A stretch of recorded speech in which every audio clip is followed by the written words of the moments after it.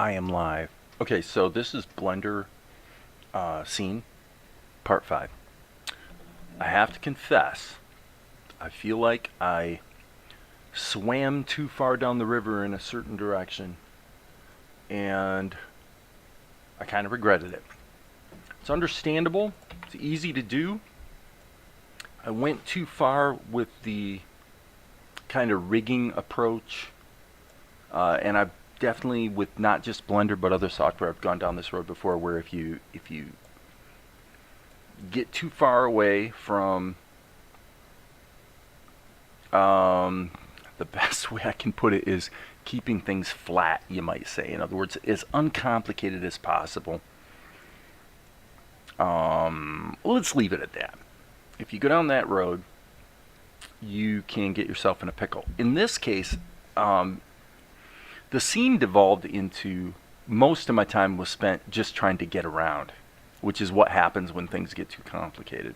And weirdly enough, I mean, I've definitely been a little bit baffled by certain things, like when you select objects in the outliner, they don't actually get selected in the 3D workspace. There's some very weird things, but the most recent and most egregious weirdness was I finally gave up and I decided, okay, I'll just redo the ink and paint over top of my pencil test. And when I went into draw mode and started drawing with my ink pen, look what happened.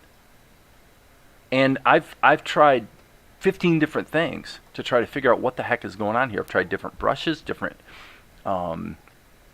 materials. I've tried looking to see if there's something in the outliner that's actually, turned off or hidden, and I'm baffled by it. For some reason now, in this Blender file, whenever I try to draw, the lines disappear after I've drawn them. I've never seen that before. It's new. So anyway, here's what I did. I started a whole new Blender file, and then I just did File Append, and I appended the pencil test into here. So at least now we can move forward in ink and paint. And I have to say, actually I kind of hope Dead Pianist shows up, because I kind of gave him a little bit of a rant today about why I'm not doing drawing after drawing after drawing, and I'm still not. I'm still going to use the digital tools that are at my disposal, but I am going to come back to a middle ground. So I got involved with a lattice and parenting with empties and all this stuff too soon in the process. It has its place, but basically here's what I said. I said, okay, if I was working in Credo right now, what would my mindset be? Well, I try to keep things as flat as possible. I wouldn't necessarily keep the ink and the paint and things like that all in a single layer, although you can. The problem in Credo is when you do that, you tend to paint yourself into a corner, no pun intended, because, for example, what if your outlines were too dark? It's kind of difficult to lighten them back up. There's ways to do it, but it's clunky, it's challenging.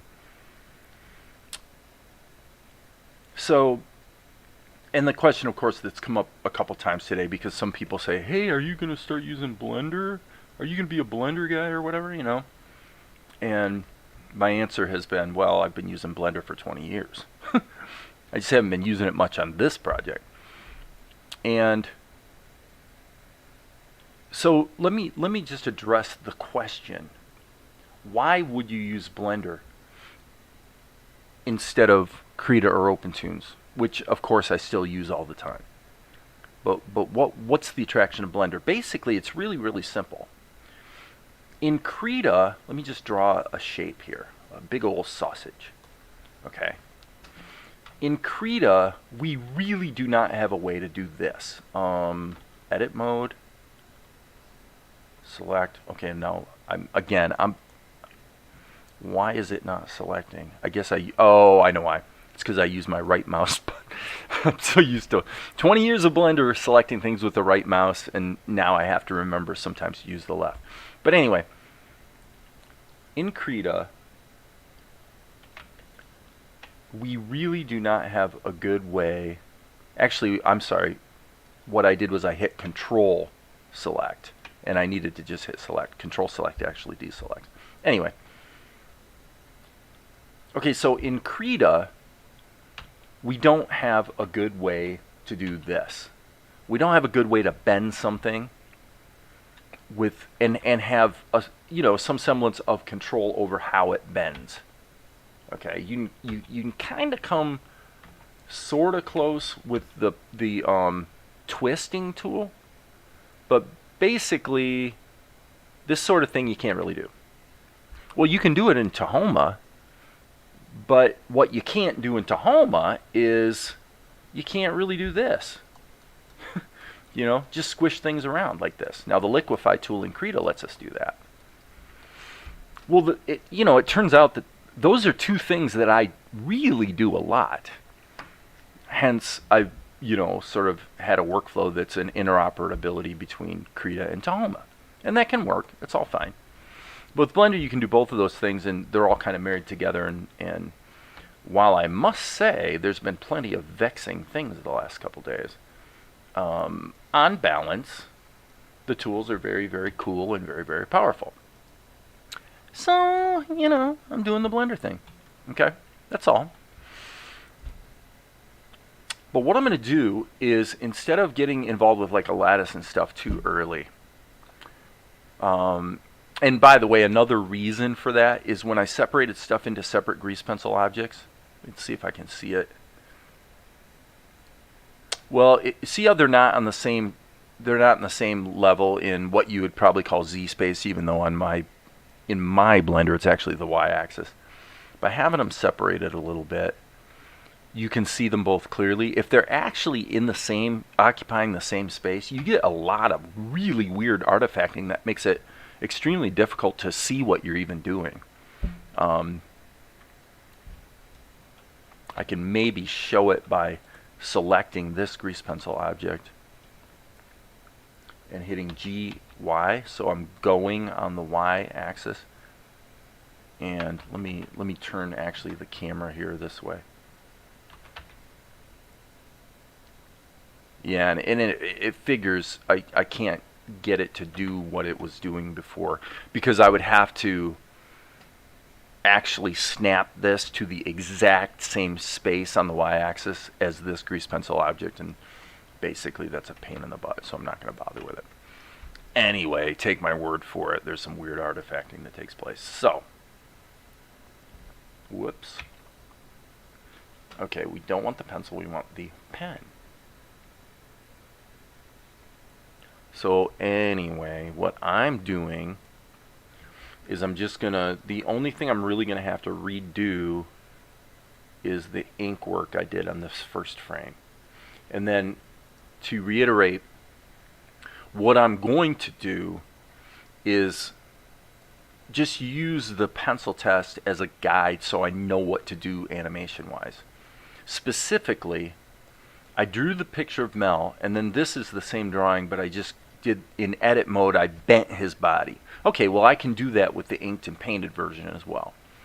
Here, it's again one drawing, but I use sculpting to animate his face. Okay, I'll just do the same thing on the ink and paint. So I'll just use what I figured out in terms of being able to fairly rapidly knock out the pencil test, to let that be a guide for the ink, and then look at the lattice and possibly parenting and things like that the way I tend to look at them in Tahoma, the way I look at the plastic tool, which is, it's something you use, basically it's the last thing in the chain to add that little extra touch of secondary animation where appropriate. So that's my plan. That's my plan, friends. And so the basic stipulation here is we need to get him inked and put the color in.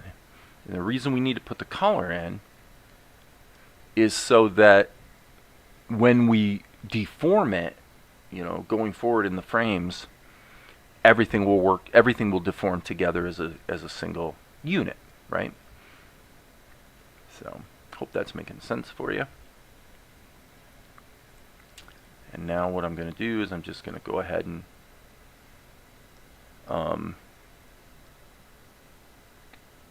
get him inked and painted. And then we'll knock out the animation, and I think that's when we'll begin to, whoops, I really don't want to put that line in there. Hopefully see the little bit of the leverage we get by using digital tools. Okay, one of the things I want to do here is, there's a couple things I've been thinking about. One is, I'm going to have to put some lines in here that are going to go behind his head. I really do want to put his head on a separate layer than his body, though, because then I can use relations to parent the head to an empty, and then that's what we'll just use, an empty to just move his head around and flip it. Now, we don't have to do that. We could just take, I still want it on a separate layer, but we could just take the layer and flip it on the x-axis. Actually, that's probably what I'll do. Okay, so what I'm going to do here is, let's just grab this material because it's blue. Actually, strike that. Okay, so one of the choices you have to make when you're doing ink and paint, and you know you're going to be animating things kind of separately from each other, is how much do you want to confuse your workspace. Okay, so what I'm saying is, I probably want to ink his head, paint it, but put it on a separate layer, and then hide the head, so that then I can finish drawing in the rest of this, and then it'll all fill. And then no matter what his head does, you'll still see his body correctly, right? So, all right, so that's the plan. The plan is, and so this is really not going to be lines. This is going to be body. So I'm going to do the opposite of what I was kind of planning to do earlier, which is, normally with Blender, I've tended to name my layers based on their animation function. Lines, fills, shadows. I'm not going to do that this time. What I'm going to do is I'm going to name the layers based on what they actually are in the scene, which means we're going to have a body, we're going to have a head, and the head actually needs to be above the body so that in Z space it shows in front. And I don't even know if I'm going to have a shadow layer, because what I might do is use a utility color like blue to well, like if I went like this, let's say, let me make sure I'm in the right layer. So I'm in the body layer. So what you can do is, if I take this blue material and just draw some lines, okay, now obviously that's not a line, that's a shape. So let me modify the material. I don't need it to have a fill. Okay, so I could use these blue lines to do a fill operation on the body layer with my shadow color, which is semi-transparent, and then that would give me nice shadows. And then I'd just take this material and either hide it or make it transparent. So that basically becomes just a guide for shadows, basically. All right, so you do something maybe like this, which is going to kind of guide where the shadows are going to be on his body, right? Makes sense. Kind of anime style, right? So, unfortunately, nobody's here, showing no concurrent viewers, which means my loving, adoring public has given up on me because I've gone down the Blender road. That's okay. I still love you guys. I love you. I love you all. No, this is going to turn out to have been quite well worth it. I'm quite sure that I'm not going to regret going down the Blender road. That's just, again, a guide for the shadows. And then what I'll do is, when I fill him in with color, actually, let me show you how I'm going to do this. This will be, maybe you'll find this interesting. What I'll wind up doing is taking the pencil test and just turning it off. And then I'll take this material and turn it off. Then I'll take the skin, we'll go into draw behind mode, and then we'll just do these fills. Okay, stop, undo. This really needs to be a thickness of like 2 pixels. Okay, so I fill that in. Oops, that's not supposed to be the skin color. Okay, and then what I'll do is turn this material back on so that I can then use my shadow filled color to, oops, undo. Now we need to color in front. Now we can add these. We probably don't want to add it there. Like so. And then we just take this material and turn it off, and that's how we get our shadows. So I think it's going to work out pretty well, and it's going to look good too, you know. I would say the alpha here is a little strong. So let's make that 0.12. So, you know, we're getting there. We are getting there. And then that also allows me to not put the shadows necessarily in a different layer. Makes sense? And by the way, I'm going to check my my YouTube channel to make sure I'm actually public. It looks like I'm not. And that means that my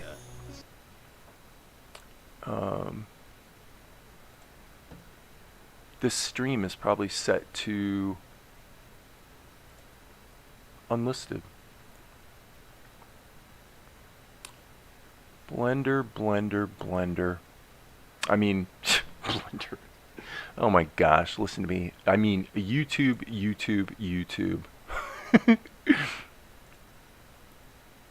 Oh my gosh. I'm looking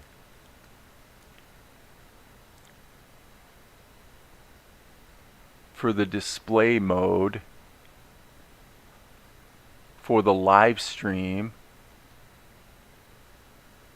Oh, jeez. Public. Done. Save. Oh my goodness gracious, friends. It's so annoying.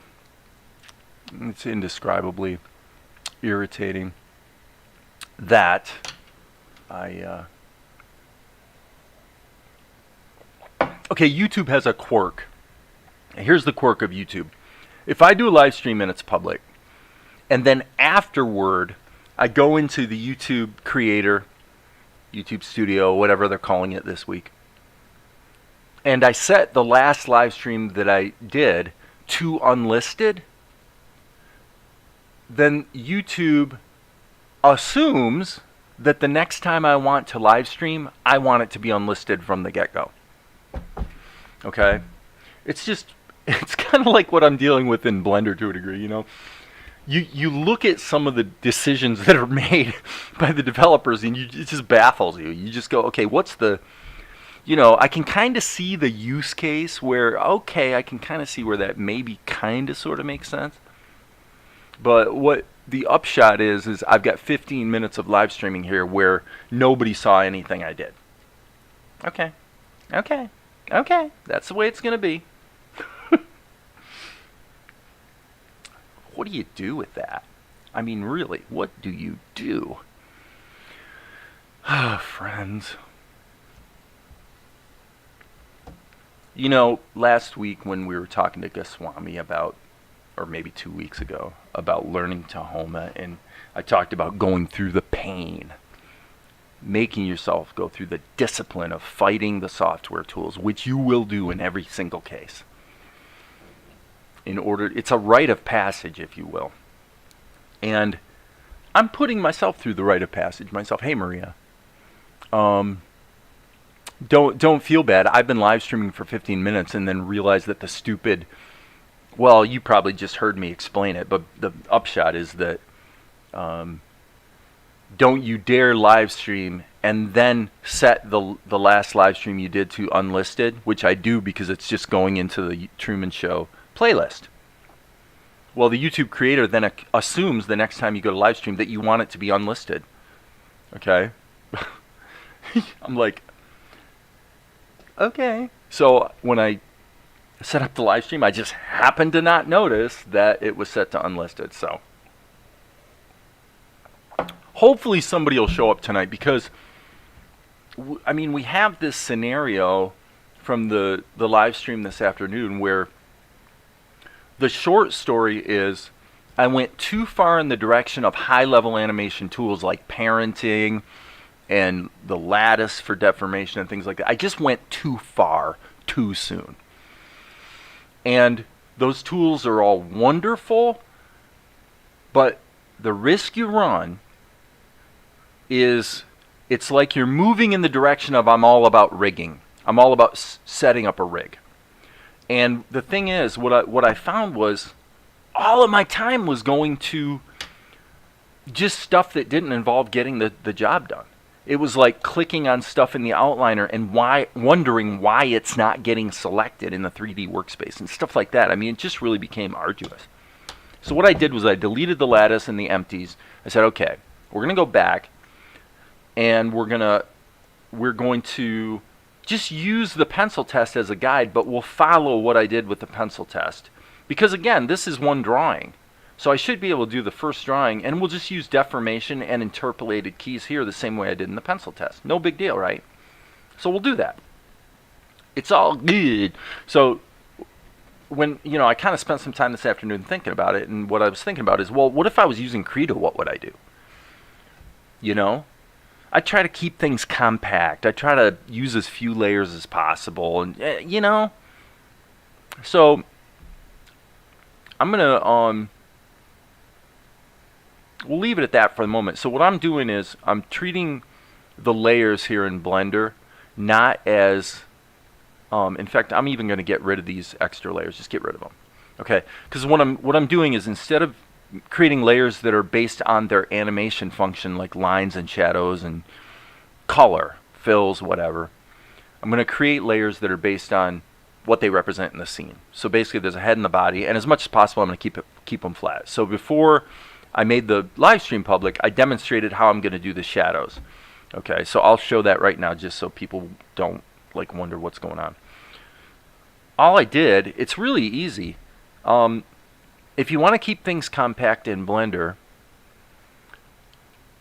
then when you do your fill operations, and see, I want to emphasize, you can get away with it in Blender in a way that you cannot get away with it in Credo. In Credo, if you put your fills on the same layer in behind mode, you run the risk of getting yourself in trouble, because what if you realize later, and I've done it a million times, that your ink lines are too dark, for example. You can do it, but it's fairly clunky to turn around and make the lines darker when they're baked together with all the other pixels in the imagery. Well, in Blender, it's more like Tahoma. You really don't have that problem, because you can parametrically just take your ink lines and change their color later, right? So you have a little bit of flexibility that you don't have. I think before I realized that the live stream was not public, I also demonstrated the following, and I think it's probably an important thing to show. The question being, why are you using Blender at all? And what I showed was this. So I'll show it again because I don't think anybody saw it. But basically, here's I'm going to draw a cucumber. Okay, what you don't have in Tahoma is this. You have no way to do this. Use sculpting to animate stuff over time. You can kind of get there with the S key and make a selection and use the control key to get a bit of a squishy selection, but you really can't do this. Now, you can do it in Credo with the Liquify tool, although the caveat is you will lose more and more resolution and the pixels will smear over time. Okay, but you can do it. In Blender, you can do this kind of squishing of things, and everything stays crisp and clear because it's essentially a vector format. So there's that. Well, what about Credo? Well, in Credo, what you can't do is you can't grab something and bend it in a reliable way. You really don't have any way to do this type of thing in Credo. You can kind of get there a little bit with the Liquify twist tool, but it's pretty clunky. And see, like for example, here I can set the rotation point, so it rotates right where I want it to, like this type of thing. So I mean, you can basically always get there with Blender. So those are two things that in my workflow, honestly, come up with like in almost every shot. It comes up all the time. Wanting to either sculpt things, or I'll use the plastic tool as sort of a secondary animation tool. And so that's what I'm thinking about here in Blender too, is if I'm going to use lattices and things like that, let's wait. Let's just follow the path that we figured out with the pencil test by just deforming things and doing interpolated keys. But if we're going to get into parenting and empties and lattices and all that, let's do it when we have to, right? So that's, anyway, that's the mindset here tonight. And so far, you know, things are going okay. So I do want to actually, for now, make the ink color darker just so it's easier to see. Okay? Back to work, my friends. Back to work. Okay, so now I'm going to... Did I show how I did the shadows? I said I was going to, and I don't think I did. What I did was... There's two things to be aware of, and let's turn the pencil test off for the moment. There's two things to be aware of. When you do your fill operations, okay, so I'm in Mel's body, and I switch to draw mode, and I want to use the fill tool. Okay, so if you want to keep everything compact in a single layer, so that then when you sculpt, for example, everything can be sculpted together. See, everything moves together. That's great. I love that. That's what we want. Okay. Well, I'm sorry. When you're doing your fill operations, you got to click this little icon, draw strokes on the back. And that's the same as behind mode in Credo. The fills, which is the skin here, all were placed behind the lines, even though they're on the same layer. Perfect. Then the other thing I did was I just used this blue material to just draw these lines. And then I turned draw strokes on back off again, and then used my semi-transparent shadow color to just fill these areas, after which I just turned this material back off, and now that gives me my shadows. And everything's baked together very nicely. Now you could argue the basic weakness in that approach would be that theoretically the shadows wouldn't move with the body. Obviously shadows kind of slide underneath, you know, as you move around. We're going to look the other way on that one for this particular scene. Okay. So, having said that, let's turn his head back on and let's get that sucker inked. Okay? Because once we get the stuff inked, we'll be able to go ahead and get the animation done. I'm thinking out loud here. I'm thinking about the face. I think I'm going to go ahead. I think what I'll do is probably wouldn't be a bad idea to just ink his eyes and mouth with a different identical ink color so that if I want to, I can turn it off. Because I really don't want to put them in a different layer, although you could. I really want to just kind of keep everything together, but I do want to be able to turn them off if I need to. So, if that's all Greek to you, I apologize. I'm doing my best. Okay, so let's go ahead and get this baby inked. And then we will color it in and then start dealing with animation. So, while it is true that Blender was getting on my nerves, I want to say this. I was talking to Valerie about this. I was telling her this a little bit ago. You know, the feeling I had in my session this afternoon, and really the last two sessions actually, I've felt this feeling before, because back in 1999 when I was first learning Blender, it was like this, where, you know, you're just, some of the things about the tool are kind of baffling. And hang on a second, I'm not sure, let me see. Yeah, I mean the real time, I think for this line what I should do is hit shift, and that'll turn on the stabilizer. Yeah, that's nice. Turn the stabilizer on, and now I screwed that up, so that's okay because we're in Blender. I can just grab the Sculpt tool and there you go, solved.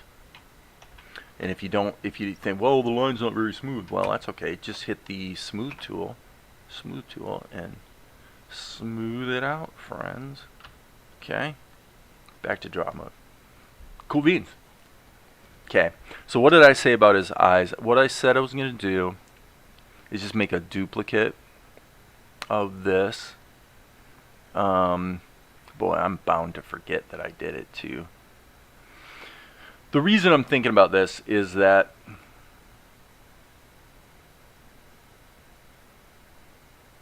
I want to, well, I'm not sure that the pencil test, because the pencil test is a completely different grease pencil object. I'm not sure that it's in front or behind, actually. Let me see. If it's behind, then as far as the guide goes, it's going to be kind of hard to see if I fill it in with color. Make sense? So for that reason, I was thinking I'd probably go ahead and put the eyes in there. I think what I'll do,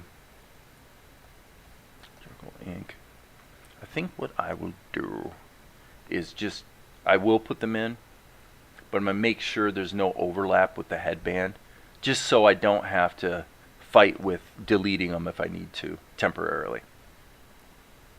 Again, if all this doesn't quite make sense, I wouldn't really be shocked, because it's a lot to keep track of, frankly. But we're getting there. So I'm going to go ahead and, again, just leave this so it doesn't quite touch the edge there. Actually, you know what?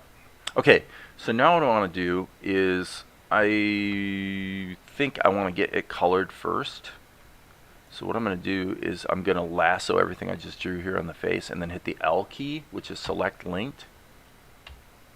Okay, and then turn off the proportional editing tool. I'm just going to move these marks off the screen. That way I can go ahead and get this all filled in and colored, and then just move the face back into place.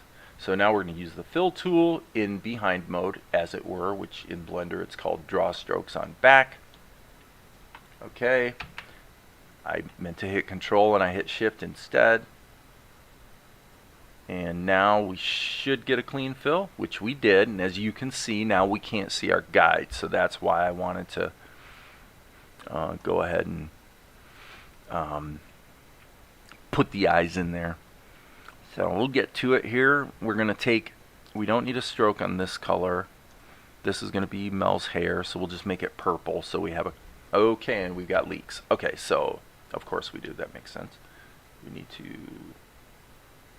and I can be sloppy about it because draw strokes on back is turned on, which means that I'm not going to accidentally cover up my skin.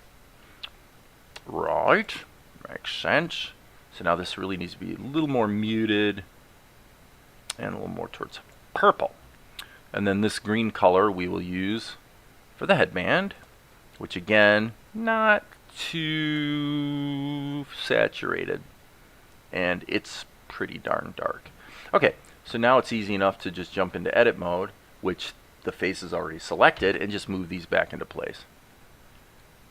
Okay, so that was easy enough. And now we need to create a couple more materials because we need whites of his eyes, and I guess we could use the hair color. Let's hit the fill, stop, hit undo. Okay, I literally don't know which key I just hit. My finger hit the wrong key and it caused these shapes to close, and I have no idea what key I hit. It was probably F. Yes, F. Okay. So I'm not sure what the F key does, but it was a different hotkey in Blender 2.79. But apparently, what the F key does is it'll take strokes and close them, which is a useful function for sure, but not what I need at the moment.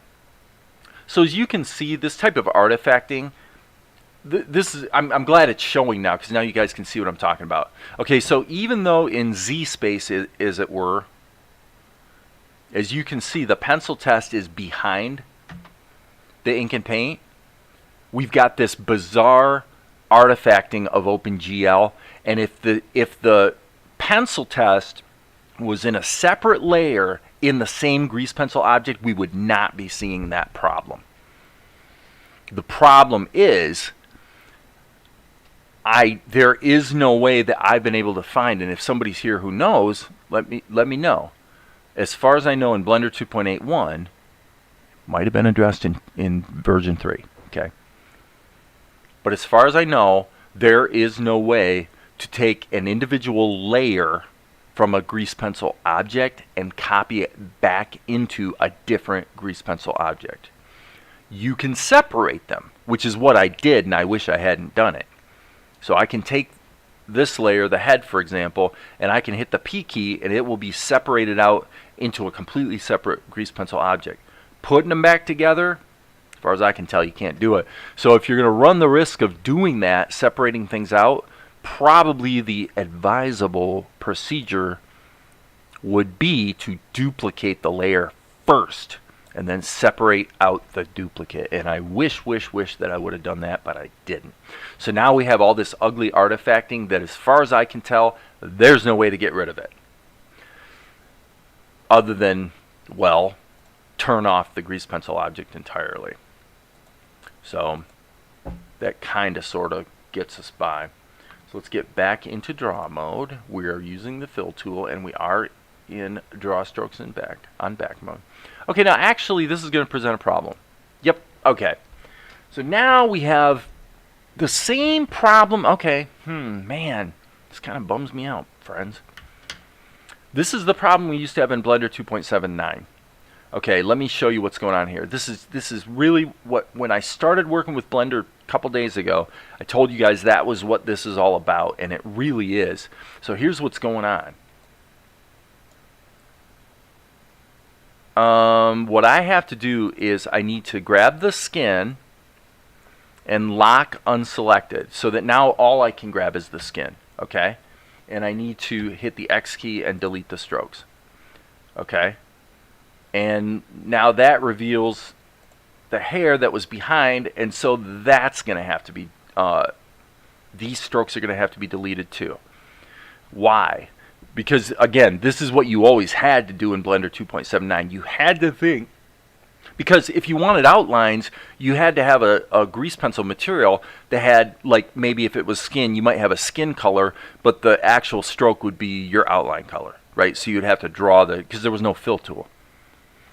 So when you worked that way, you had to constantly be thinking in terms of going from back to front, right? You needed to take the things that were going to be behind and, well, okay, strike that, reverse it. Thank you, Willy Wonka. The opposite.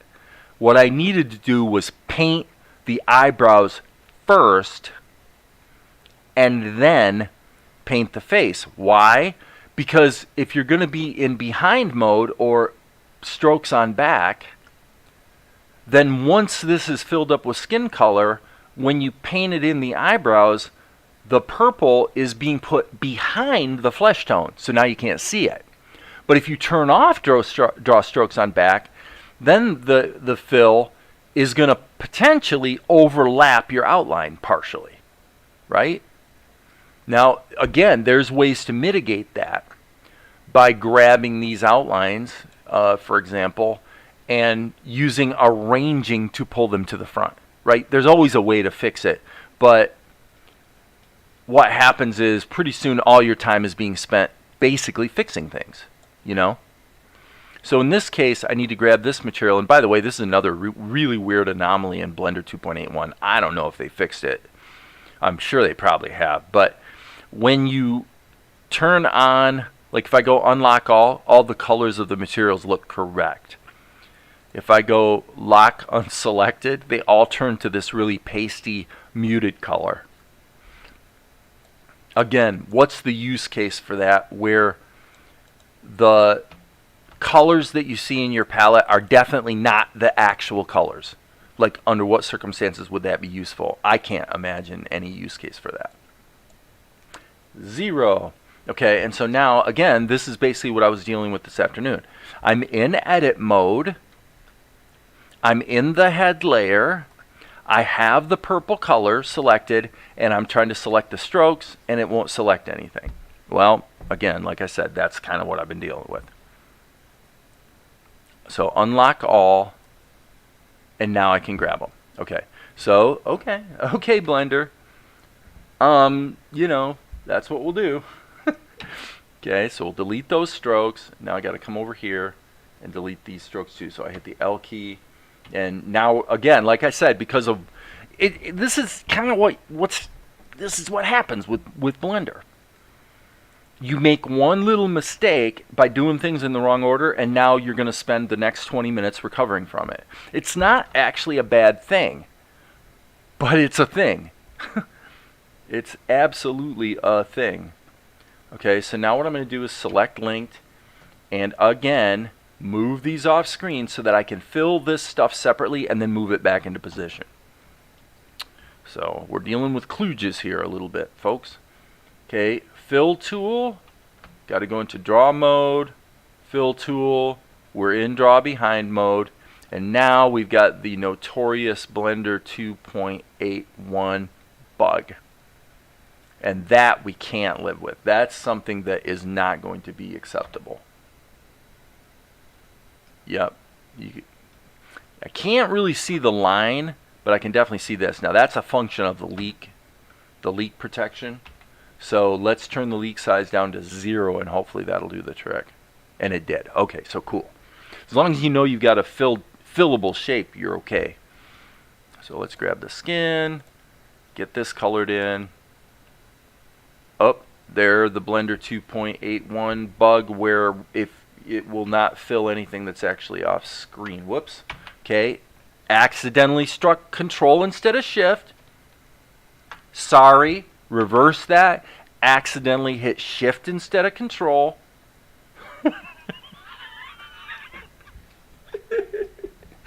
Man. Holy cow. It's a little bit painful. Okay. So now what I'm going to do is fill the eyebrows. We'll get through this, people. Okay, so now we need to add a new material for the whites of his eyes. We're going to add a material, and let's copy the purple, and then click this little icon to make a duplicate of it, and then we'll just sample some of the gray of the background so that we're getting basically a variation of perfect gray, as opposed to something that's got a little bit of color in it. And this will be the whites of his eyes. Now, if you wanted to be really careful about doing the whites of his eyes, just make them red and then turn them white after you get them filled in properly. Okay? So, hitting the Control key so that I can close these shapes. Not worried about the pupils. I can always go in there and draw a black circle if I want to. And it didn't fill. Okay, so that's a little weird. That's a little weird. Huh. Okay, now this is enough to make me get a little frustrated. Really, Blender? You're not going to let me fill a shape that I know perfectly well is fillable? This is bizarre. We're getting into bizarre territory here. We're getting into, if the software is going to do that, the whole idea of using Blender is out the window. I mean, something like that is seriously that big of a deal. If everything's going to break at Ink and Paint, screw it. Because guess what? That's where every software breaks. Every software falls apart at Ink and Paint. It's like totally normal. That one filled. This is so bizarre. Okay, so, alright, we're going to bend over and play the game. There it is. Okay. Not trying to be too snarky here, but OMG, people, really? Okay, so now let's go charcoal ink fill, and we'll just go ahead and draw this shape like so. Oops, since this is filled, we can't fill it now. Anything we draw is going to actually be behind the whites of his eyes, so I've got to turn this back off. If this was a standard fill operation, this would be potentially a little problematic. Because, well, I'll show you. See how, let me see. You see how it actually bled over top of the lines? If that's acceptable, fine. But if that's not acceptable, with a thickness of just 2 pixels, it's a little problematic. If we turn the thickness down to, well, we can go down to 1. And it's still biting into the outlines. So that's why, you know, you either want to be on a separate layer or use this draw strokes on back feature, which kind of sucks. I'm not really sure why you would be getting any thickness that, I mean, 1 pixel is 1 pixel. That's pretty small, right? So why is that bleeding over onto the outline? I don't know. In this case, basically it doesn't matter. So whoop-de-doo. So we'll just make sure we've got everything selected here. And now we're going to hit the G key.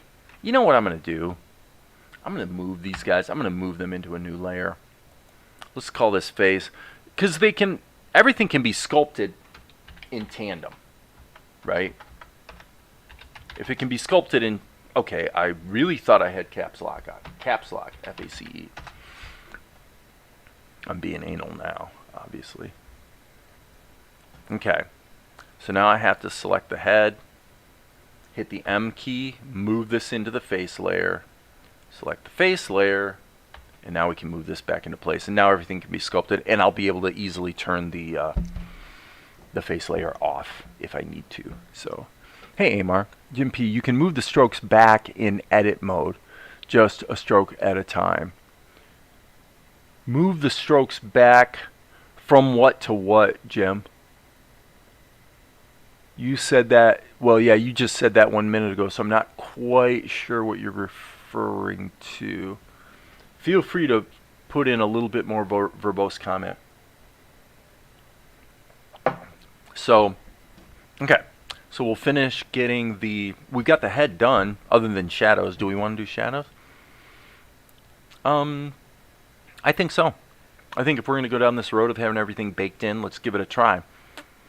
Now, it's a little risky behavior. It is a little risky behavior, friends.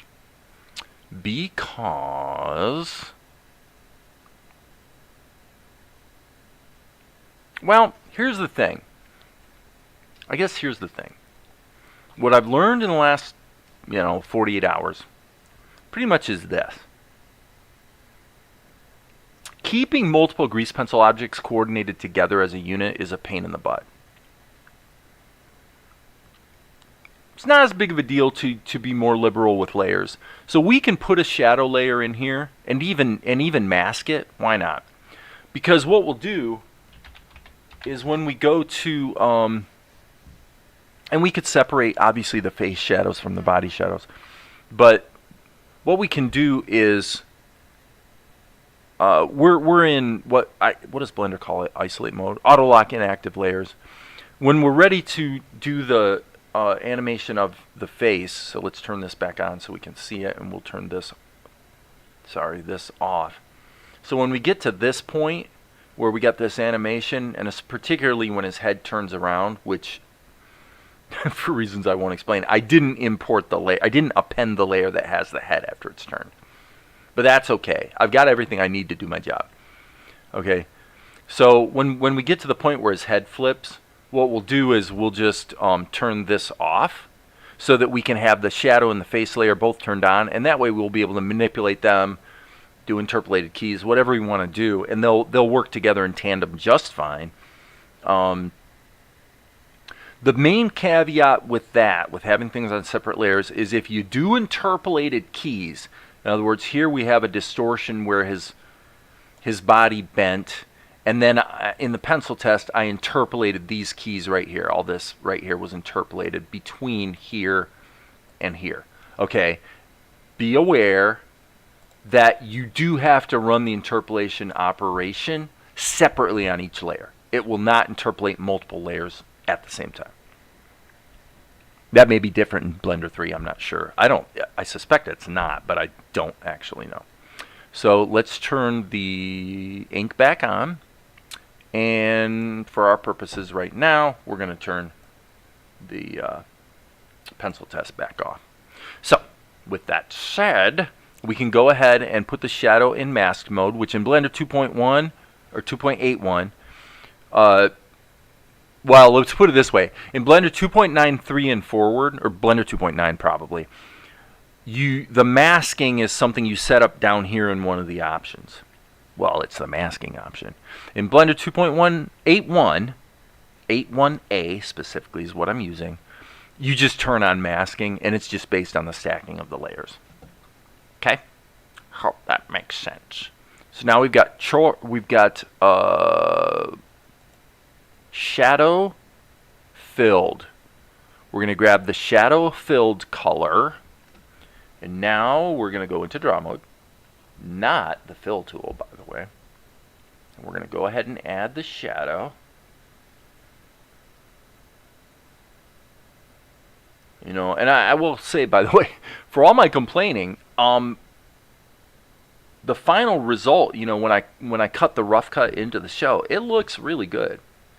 I mean, I do like the image quality I'm getting from Blender. Now, in this case, just to be fair and accurate, I probably this is where Blender's kind of nice. Like if I go into Sculpt Mode now, let's see, what am I in? I'm in Smooth Mode. I need to be in Grab Mode. Okay, I like the fact that I can be a crappy artist, and by, you know, I mean, come on, am I right? It's nice to be able to do that type of stuff and fix things up a little bit after the fact. And for those of you that don't consider yourself great at drawing, that is a really cool thing to be able to do, and not have any loss to the resolution of your, you know, the pixels don't all start smearing and blurring, which is what will happen with your Liquify tool in Credo. Okay. I would say that looks pretty good. Other than on his face, we kind of need a color for his tongue, don't we? So what we'll do is we'll just use this material and instantly make a copy of it. See, I'm starting to... Did I make a copy? Oh dear. I did. Okay, cool. I wasn't sure if I had made the if I clicked the copy icon. So what we want to do is kind of go red and kind of dark, and then back into draw mode, friends. And we're going to take the fill tool, and unfortunately we can't be in behind mode, because if we are, it's just going to put the fill behind the flesh tone. Now wait a second.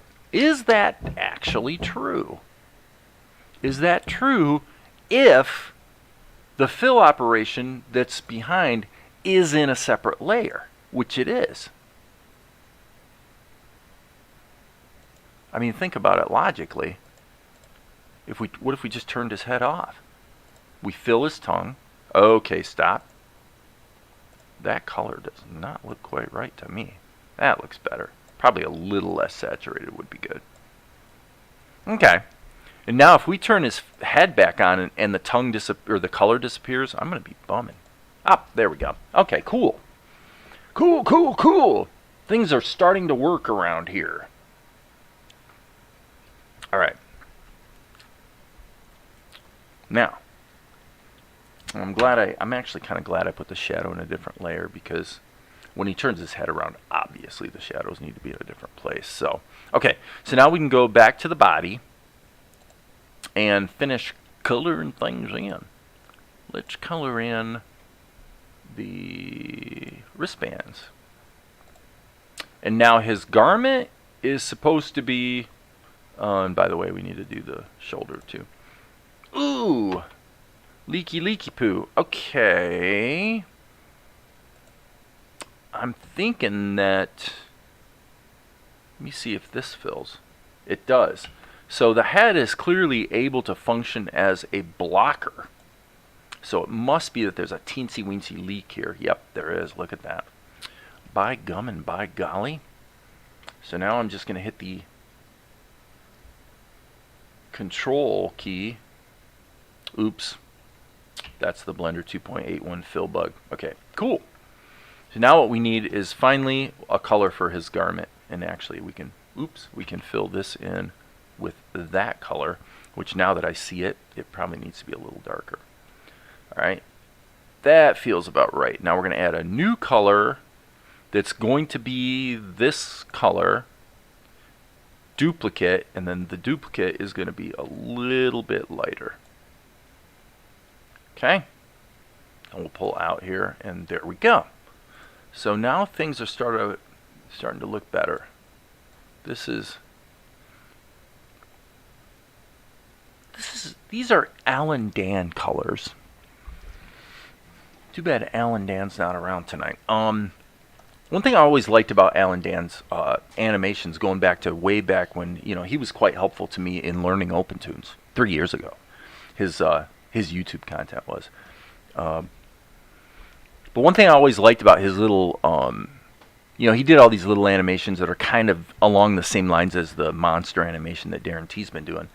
And he always had these nice muted colors, you know, that all seem to, well, let's say the guy's got a good sense of color, I think. He seems to. Okay, so are we in the body layer? We are. And so let's just use up. That can't be there.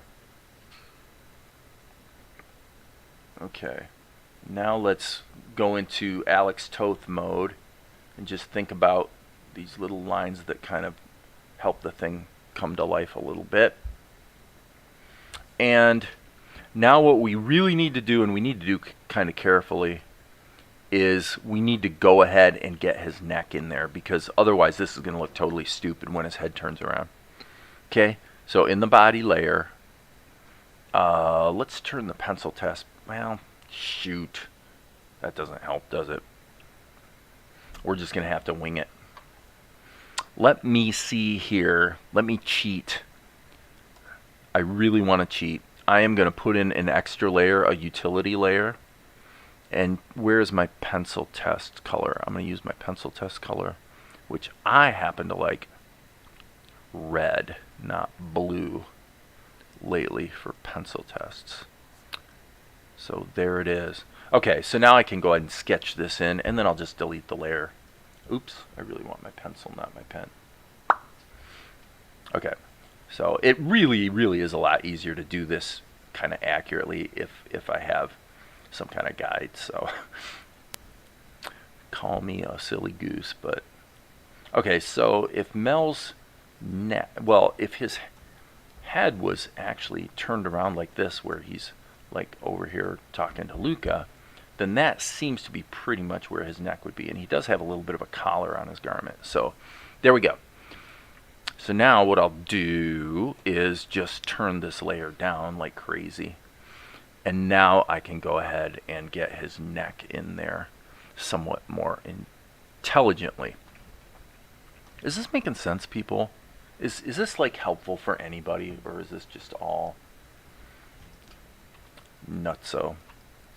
I hope it's not nutso, because I really, despite the challenges that I've faced the last couple days, I really am mostly having fun.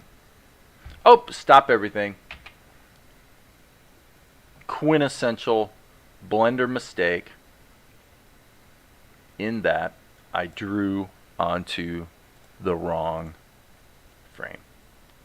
This needs to be brought back to here. Now we're back on frame 1, where we belong. Sorry. Okay.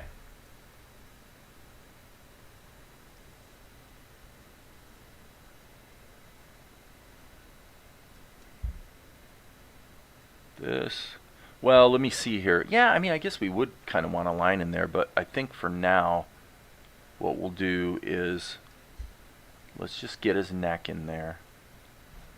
Okay. And again, we can just close it like that. Okay, and now, let's just use the sculpting tools to dial it in. Right? Okay, this needs to be maximum strength, friends. Maximum, I say. There we go. I don't even like using the fall. Usually with the smoothing tool, yeah, that's what I like. If we're going to use it, let's just get in there and freaking use it, man. Okay. I don't use smoothing a ton. Usually I use sculpting more. Okay. And this. Hello. Sculpt mode. Ah, I forgot to switch it to grab mode. I am truly, truly, truly a silly goose. Okay.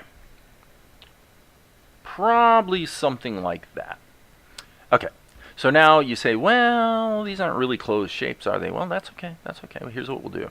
we'll just grab these little, we're just going to cheat it a little bit. We're going to grab that and just stretch it over to there. Click. Click. This, you could actually, if you have a situation like this is kind of an unusual situation, but what you could do is you could use the Sculpt Mode pinch tool.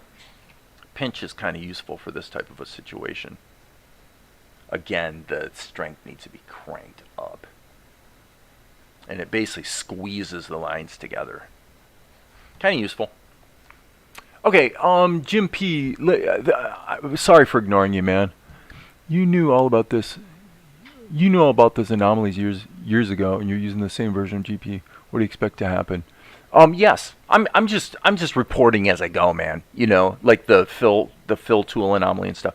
You know, I'm just reporting. Trying not to complain too much, but just, you know, just so people understand what the heck's going on here. Edit mode, select stroke, then the stroke tab. Yes. Oh, and I mentioned that earlier. Yes, if you get yourself in a pickle with the ordering, that's exactly right. You can do arranging of your strokes. In fact, you know, yeah, absolutely. You go into edit mode, and I believe here on the stroke menu, well, where the heck is it? Select. Where is it? I used it earlier today. Doggone it. Where is arrange? Maybe I'm looking straight at it. Transform. Yeah, earlier today I used it, and I'm not seeing it. But suffice to say, friends, that yes, there's a way to do it. Meaning, if you have a situation like, for example, in this case right here, these are the flesh tone and the lines are on the same layer. Okay. If I wanted to move this line behind the flesh tone, I can. It's not even a big deal.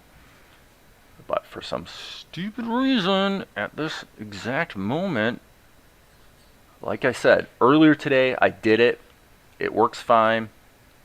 Do you know, Jim, where is the... Alright. Select stroke, and then the stroke tab menu pull down. That's what I thought. Stroke, just like Inkscape. Move to layer. I swear, friends. Okay, move to layer. Right. Okay. But where the heck is? Where's the arrange menu? I'm so baffled because, like I said, do I need to be in stroke mode?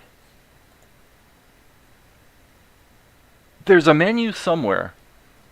I swear to God, people. Somewhere in Blender, there is a menu that lets you take a grease pencil stroke and move it in the Z ordering, up or down. Move to the back, move to the front, move down, move up.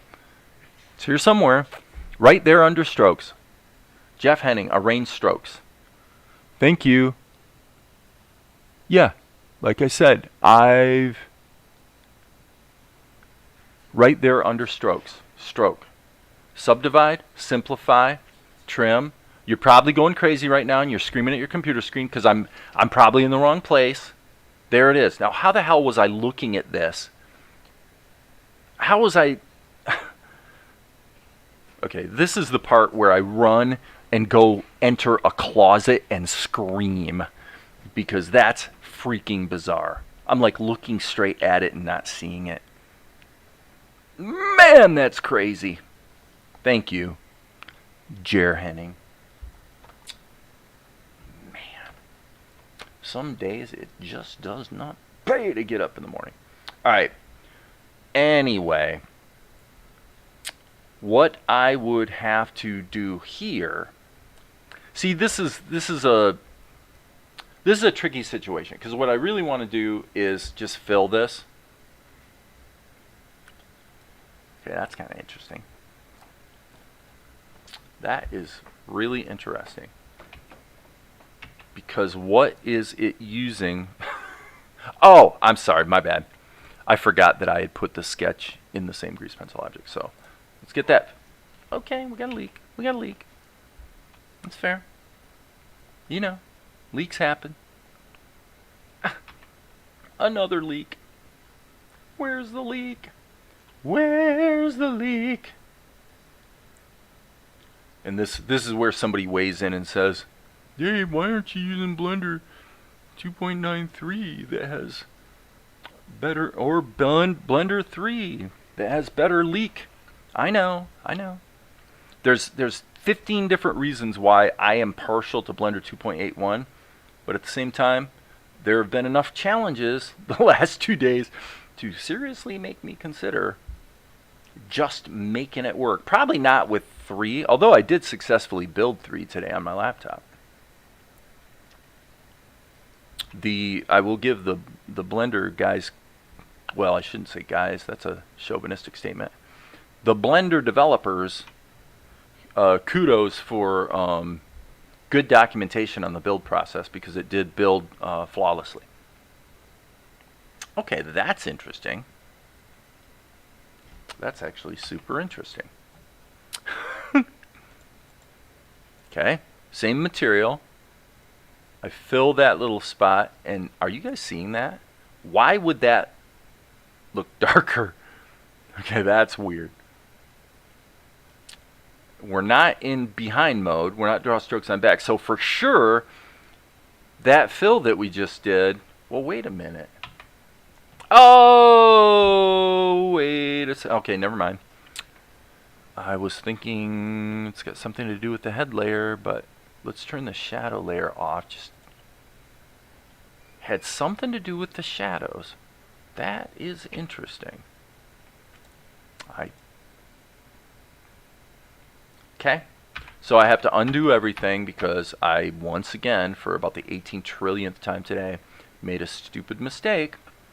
And my mistake was that I was not in draw strokes on back mode when I went ahead and did those fill operations. Draw strokes on back, body.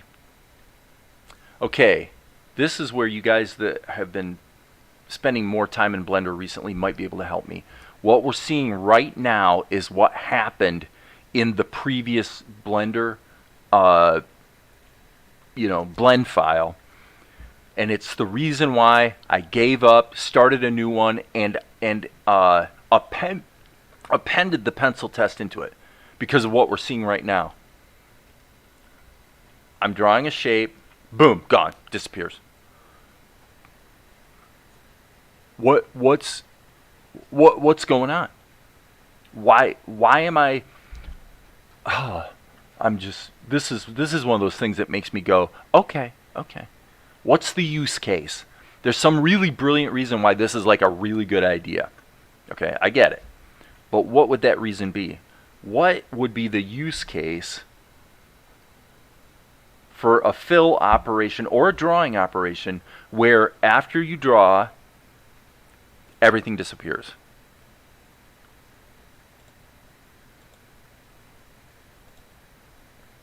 Is it something to do with, is there some masking anomaly associated with the shadow layer maybe?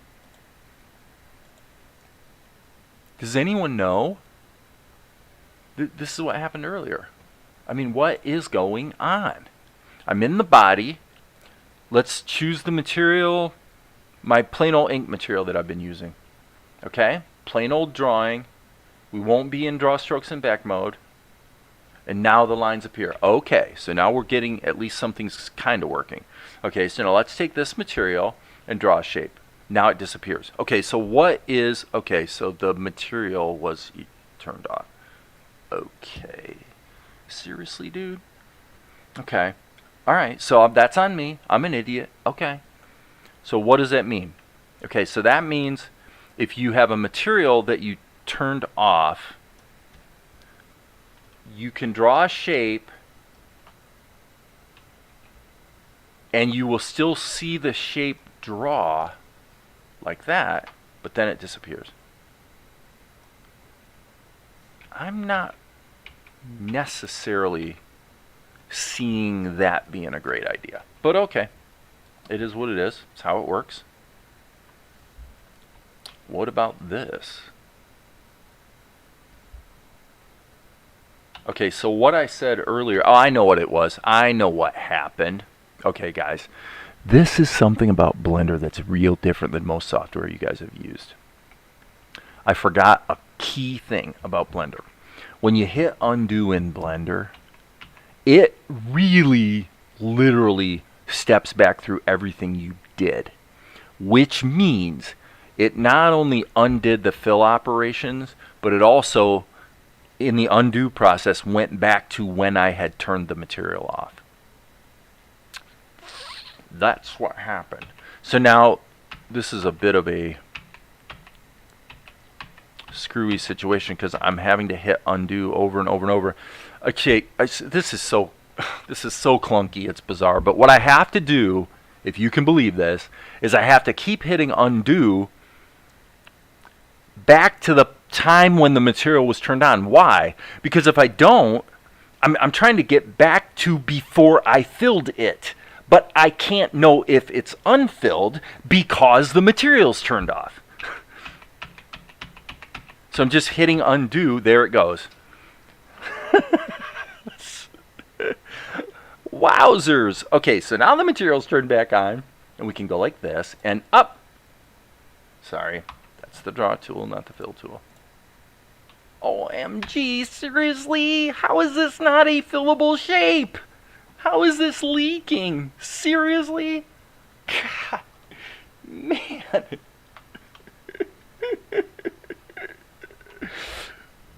Oh, man. Okay, well, we'll just turn up the leak size just to see what happens. Well, okay. But now we're going to have to do a bunch of hand painting to fix it. And once again, that is showing darker. Okay. Okay. So we'll turn the shadows off, because I don't know why that would have anything to do with it, but it appears to. Because I don't see any shadow material there. But apparently there is. Apparently there's a shadow there that I couldn't see. Okay. So now the shadow layer is selected. We can check it. Yep, there it is right there. I'm going to delete that stroke. I'll put it back in later if I need to, but yes. Okay. In his body, we need to fill his neck. Okay. We don't want the shadow to cause the fill to be incomplete by blocking it here. So let's turn the shadow off. Go into draw mode. Select the fill tool. Make sure we're in draw strokes on back mode and click. There we go. Got it. Thing is, I can't put hotkeys on those order strokes. You know what? Yeah, I seem to remember that I had hotkeys assigned to them in Blender 2.79.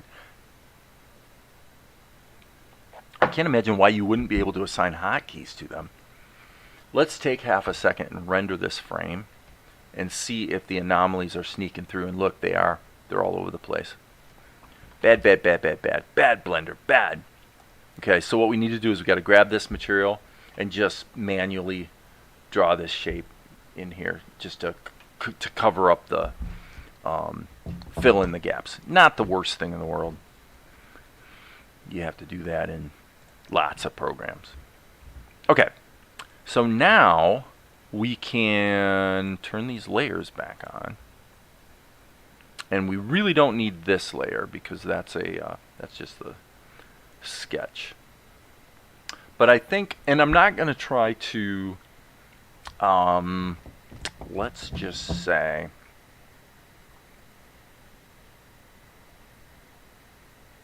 I think from here on out I'm going to put the shadows. Just do the shadows separately. So for now, just to keep everything sort of clean and on the same page, I'm going to select the shadow color And I'm going to lock unselected so that now in edit mode, all I should be able to select is the shadow color. And okay, so this is a definite bug, just so you guys know. I noticed this earlier today too. There's a questionable development choice in the fact that when you turn on lock unselected, which is effectively to isolate one color. I used to use it all the time in Blender 2.79 because if you're smart with it, frankly, the color palette can actually almost wind up serving as a type of layering system within the layers. If you know, I won't get into the details of how one might do that, but anyway, number one, I can't see any scenario where having the colors turn to that really muted shade so that they don't actually display as the actual color they are. There is no scenario where that was a good idea. So that's a pretty bad idea. But I kind of see the point because the idea is to mute out all the colors that aren't currently selected. So that makes sense. The problem is I specifically selected this color and I go lock unselected. But what actually happened was it's the ink color that is unlocked and the one that I had selected is locked. That's a little bit silly, don't you think? Well, anyway, what I was trying to do was isolate the shadow color so that I can just hit A to select all and then just delete all the shadow strokes. Simple, right? Well, welcome to my world. This has been my whole day where things that are simple that I've done a trillion times over the years are arduous in the extreme. Let's put it that way. Okay. So I'm going to leave the shadow on his face because that is in fact in the shadow layer. But from here on out, I am going to, in fact, I'm going to actually delete that keyframe, come to think of it. The way I'm doing this, it makes more sense to just deal with the shadows. Just get all the animation done and then do the shadows in a final pass, right? So, I am now chewing my olive. Now what we're going to do is we're going to do what we kind of wished we could have actually been busy doing. I would say at least 3 hours ago in terms of my work time. At least 3 hours ago. Just color the guy in, ink and paint him, and get busy with the deformations, right? Nothing to it. Now,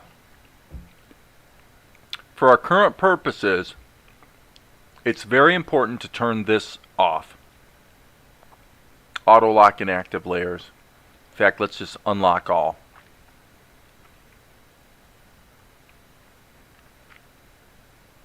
Because, and hang on, let me check one thing here. Yeah, that, I swear, that, and by the way, just so you guys know, this is really significant. I'm sure they've fixed this. I sure hope they have. That bizarre anomaly that has to do with basically the OpenGL compositing, it renders that way. That's how it renders.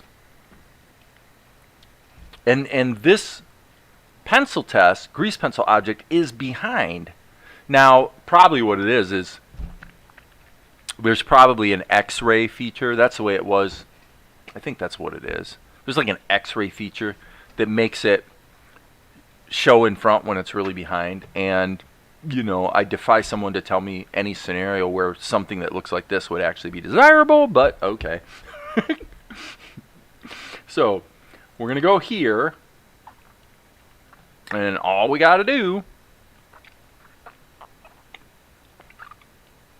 Okay, so by the way, to be clear, what we're going to have to do is do the deformation. And then... Well, okay. Remember what I said before I started the session this morning? I said this is all about workflow and the ordering of things, and now I'm seeing it. If we want to do an interpolated animation here, we've got to have the shadows in there, or else they're not going to interpolate. And so then we'd be in a position where we need to draw the shadows and change them only by sculpting if we want to. We can't redraw them because then they won't interpolate. Now you could just draw the shadows, redraw them on every frame, obviously, duh. But, well, we're just dealing with things as they come up, aren't we? So we're in the shadow-filled material.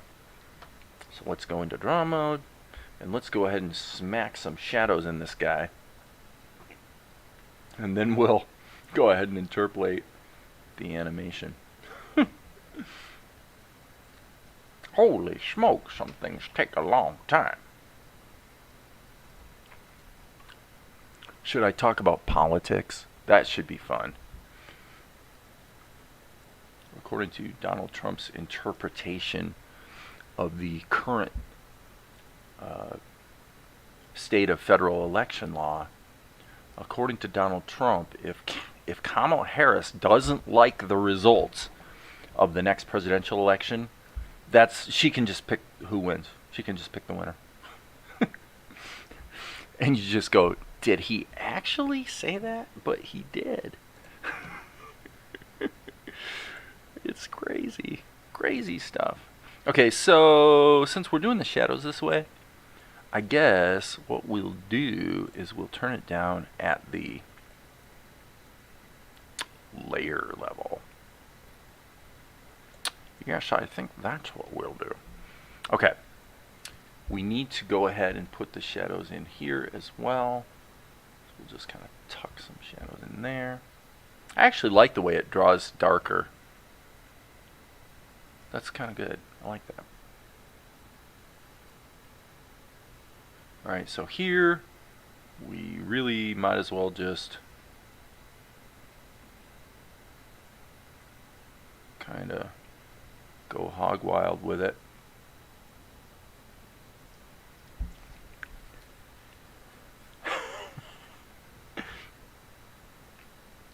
Yep, according to Trump, Pence could have, this is a quote, this is an actual direct quote.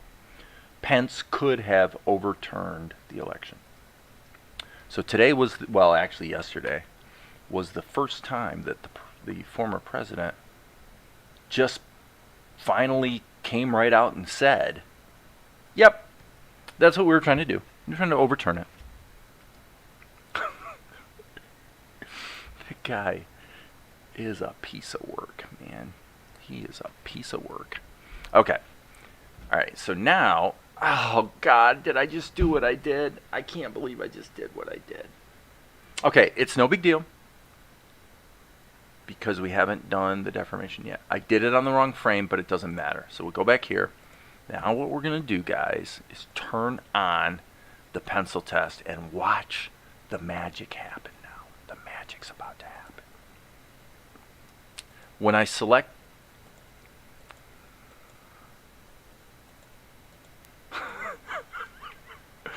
Wow. Okay, folks. Okay. Golly, that is just so stunningly ugly. Whatever. Okay. Okay.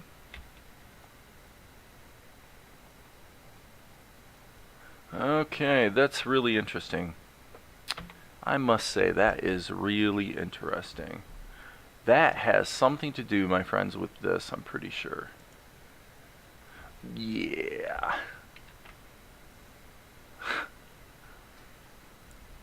I'm sitting here gobsmacked at this whole,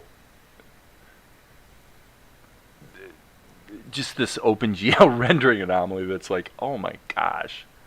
How did they ever... So I have the basic GP layer selected.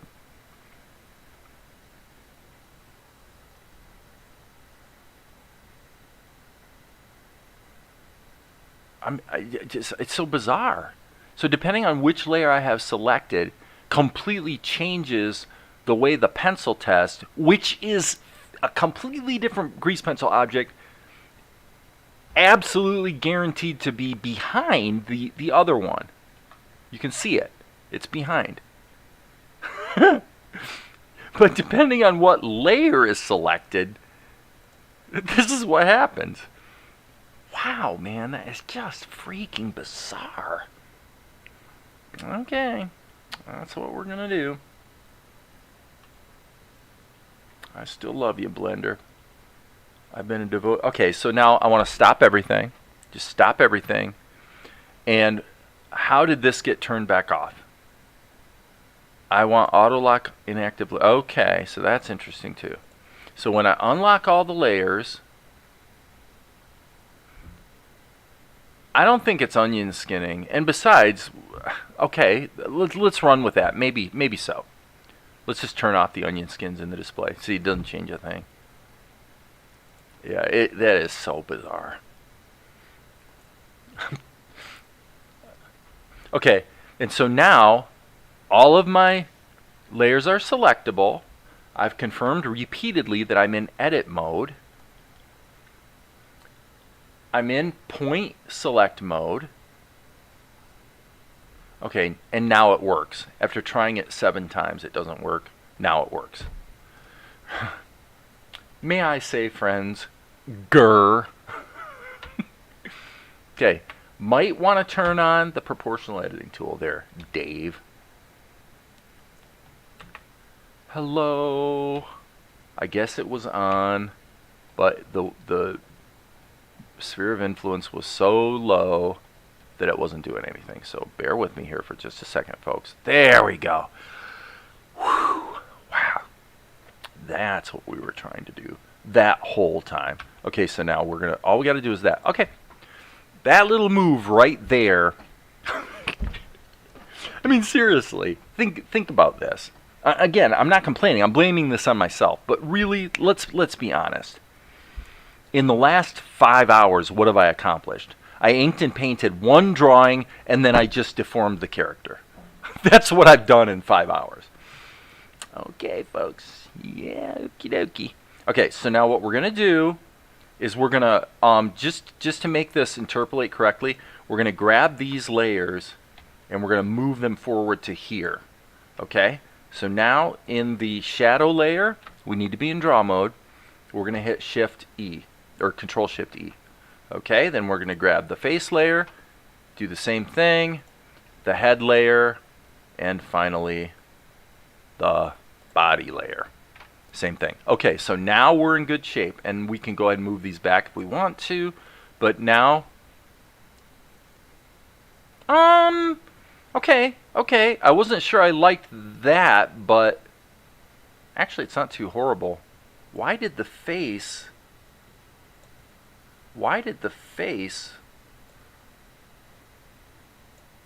oh, I see what I did. Okay, stupid attack. I forgot to move that to there, so that's on me again. Boom. Okay, we're good now. We're good. Nobody panic. Now, technically, I don't need to move these back here, I don't think, because he doesn't disappear.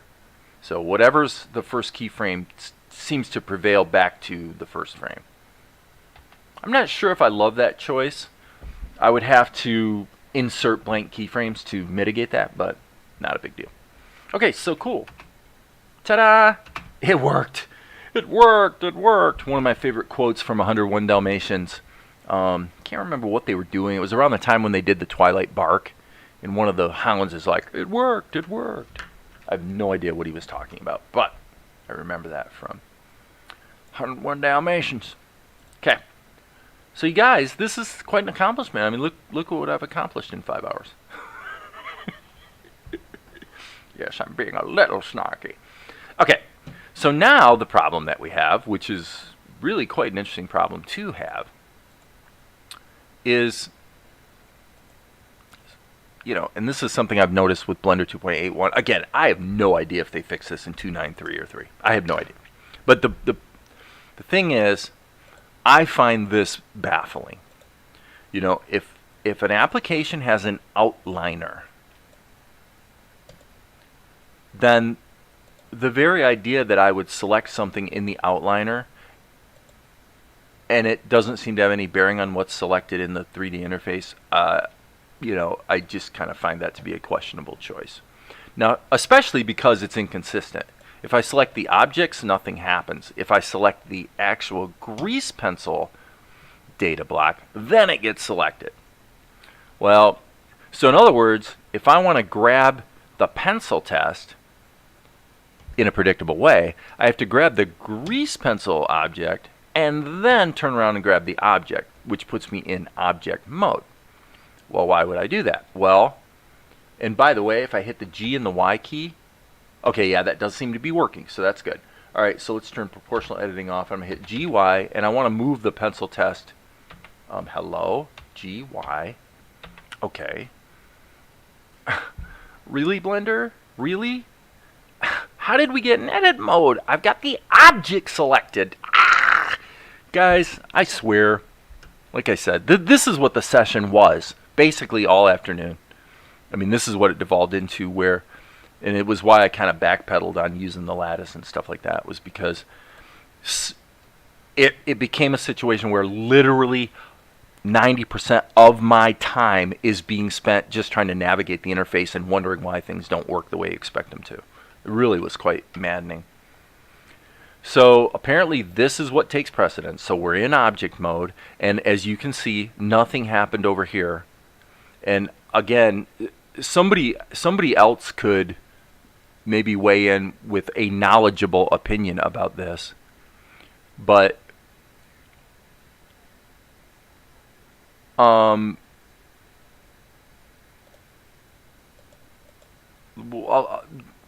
I'm looking at your comment. I'm going, okay, fine, let's do that.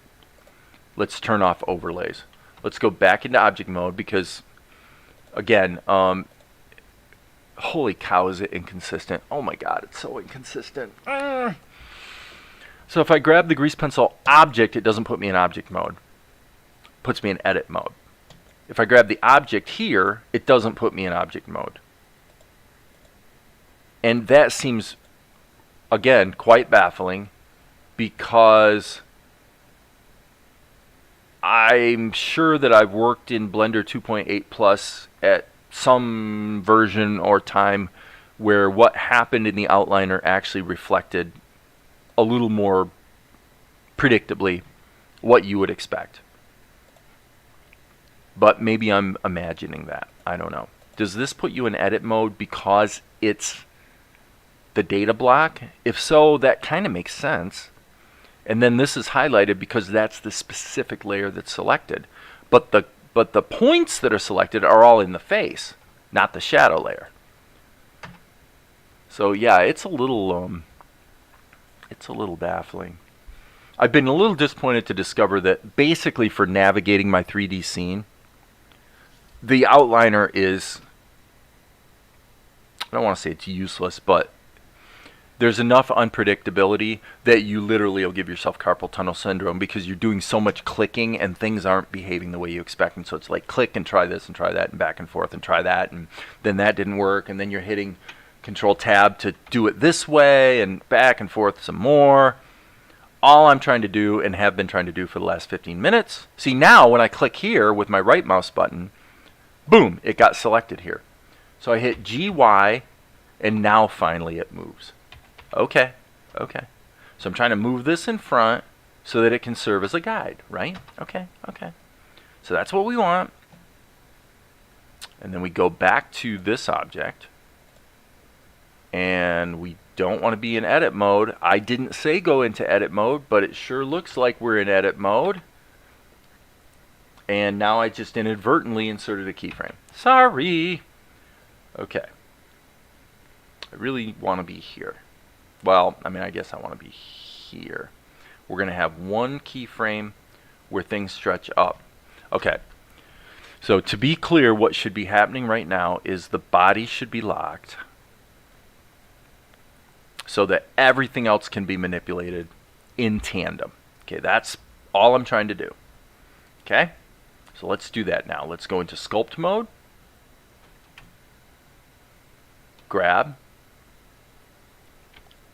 F key, let's make it big, and we're going to do a stretch. And as you can see, and this is good, this is what it's supposed to do, as you can see, everything stretches in tandem together, and the body is unaffected because I got that layer locked. So that's exactly what I wanted to do. Now, what that did was it inserted keyframes on these 3 layers. Now what I have to do is grab these 3 keyframes and put them here because I need to restore the head to what it was before. Okay? And now when I did this before, the way I did it was I went ahead and did an interpolation.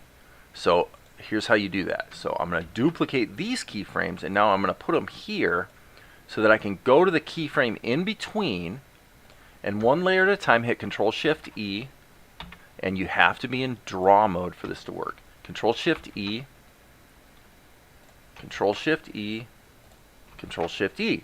And then take these 3 keyframes that I copied and delete them because I don't need them anymore. So now you get one tween into the stretch, and now we can go to the next step.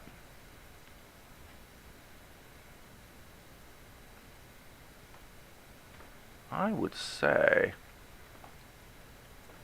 actually this is supposed to be a squash. So I'm going to move this forward 1 frame, and here I'm going to do a squash. So Sculpt Mode, do the opposite, squash everything down. We're not too concerned about how things look. We're probably going to wind up redrawing the face anyway, so let's maybe make this a little smaller. Okay. And now if we turn off our guide, I think it's going to look about right. No, it doesn't. Stretch, squash. Okay, that's too much of a change. A little bit strange here. Let's look at that to this. Yeah, that's correct. So I went way too far. I took it too far, and I wrecked it. So these keyframes here are poopy poo. Boom, boom. Boom, boom. Yeah, so we're going to have to change his face. Okay, and with that, I am going to tamp this down to frame 25. And we're going to let that play in a loop, and I'm going to take a 2-minute break. I'll be back in a minute.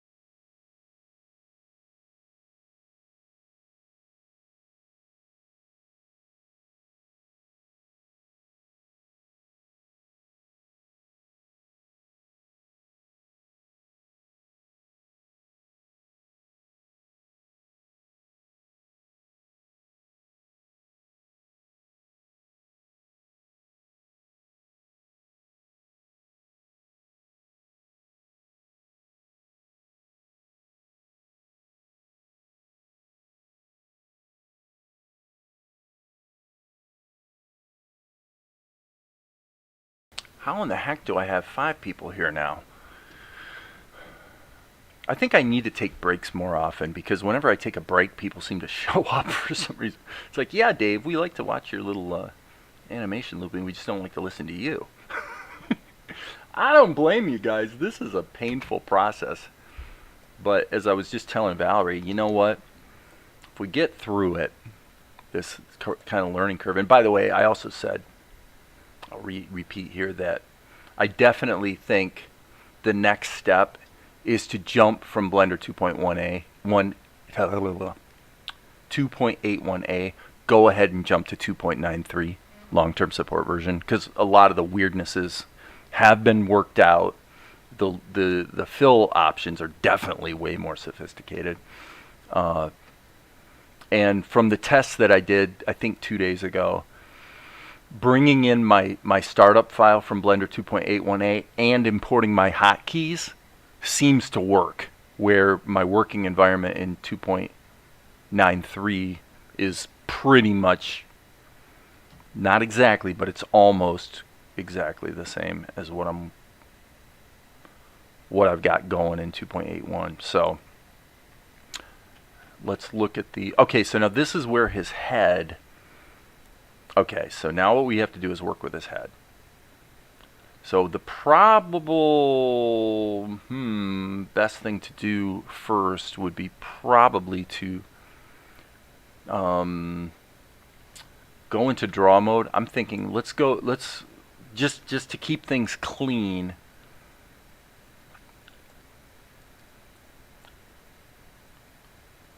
let's put a blank keyframe on the shadow layer, just so we don't have to, now the shadows are, and then we'll go in and we'll from here on out we'll manually draw the shadows.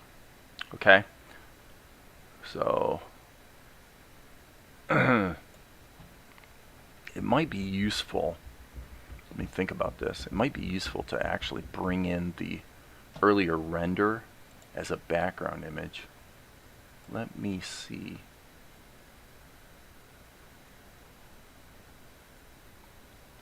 Okay, yeah, and we're going to have to obviously redraw his face quite a lot. But basically what's supposed to happen here is we'll go back into auto lock and active layers, because what we want to do is grab his face. Okay, and now I think what we'll probably go ahead and do is go into, or not his face, I'm sorry, his head.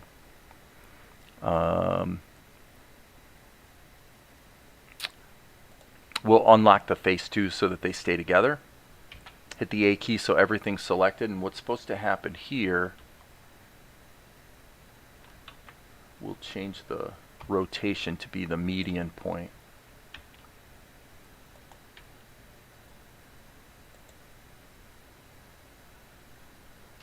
I'm just on my video edit, I'm looking at the other shot.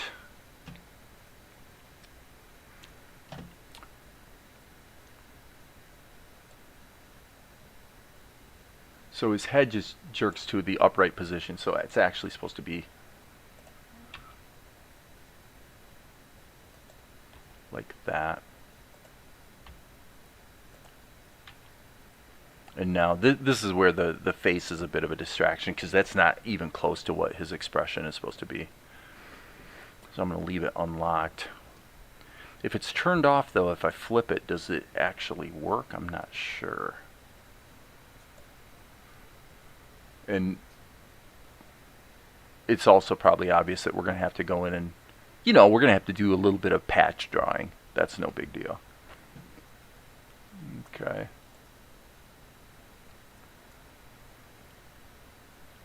So what's supposed to happen here? Yeah, that's correct. And then here, let's hit scale X -1. Hello.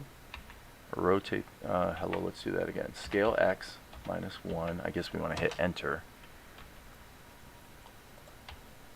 And again, this is a little distracting because his facial expression isn't supposed to be anything close to what we're seeing right there, but that's okay. That pretty much gets us to where we're supposed to be. Okay, so now let's turn auto lock and active layers on and go back to his face. Do we want to redraw this now?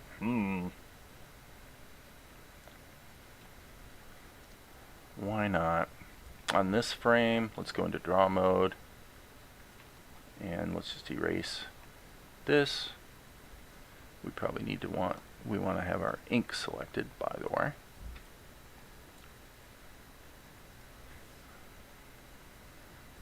And well, we've got, yeah, there's more than one way to skin this cat, but I guess we could go into edit mode, Alt A, and then select the eyebrows. We really have two ways to do this. Let's just select linked and delete them. We can't, because they're in the same layer, we can't really very easily isolate them for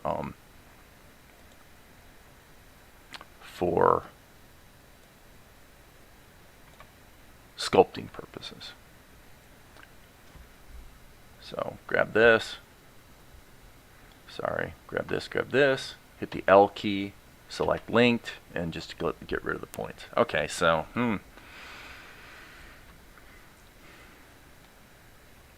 make sure we got our ink selected. Go back into draw mode.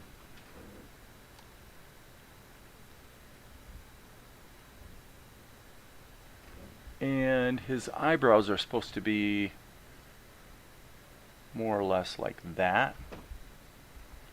So let's just get them close, and then this is again where Blender is kind of our friend, because we can always, if we didn't draw it perfectly, we can always sculpt it around a little bit. Okay, so now if we, let me see, let's hide others. There we go, that makes it easy. Then we can go draw, we're in behind mode. It's not called behind mode in Blender, but, and then we'll just fill these guys. Okay, stop. Let's get rid of the leak size. Let's turn that back down. I expect those will fill just fine. Okay, cool. Good, good, good. And now we can, I probably need to create a hotkey for this. Things like hide others. Let's, I guess we want to show all is what we want to do here. And it is still isolated. Let me say, I think I want to sculpt this. Let's go into the front view and flip it. Yes, very good. I'm glad I did that. So I can see a little better what I'm doing. And now we can balance this out a little nicer.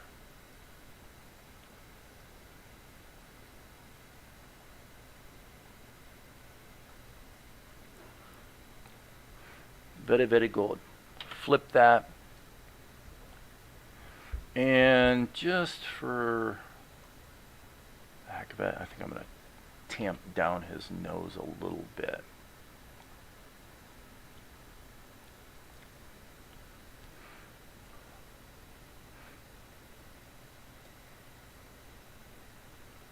Okay, now in the original, well, in the pencil test,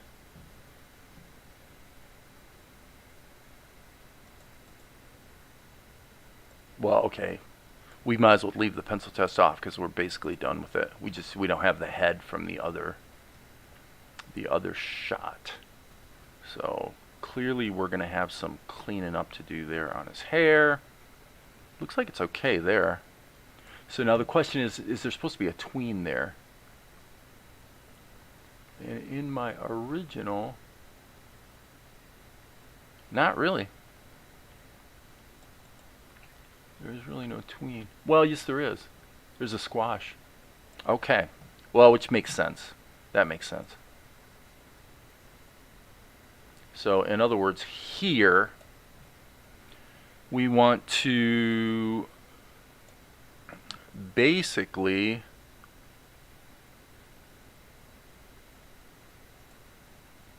well, if we're going to squash it, I mean, if we're going to sculpt it, right? If we're going to put in a squash layer, we better make sure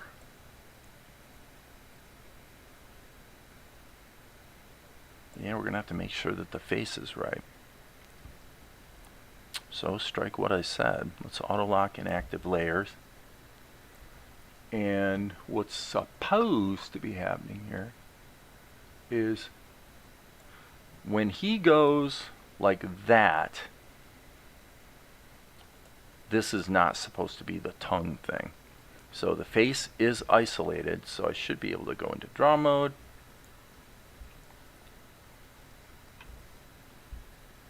And here on that stretch, let's fix his eyebrows. So again, it's really all boiling down to doing everything in the correct order. The eyebrows are wrong, but the tongue is okay for this frame. So again, the way I'm going to do it is go into edit mode and just, I guess I want to hit shift. Select linked.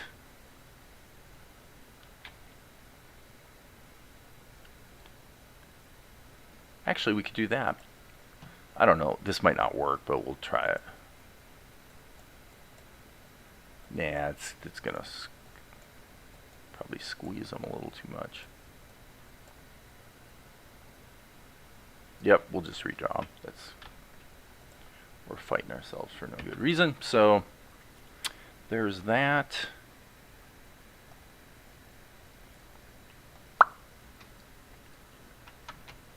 Oh, come on. Dave, you need to learn your hotkeys, friend. Learn your hotkeys, you silly goose.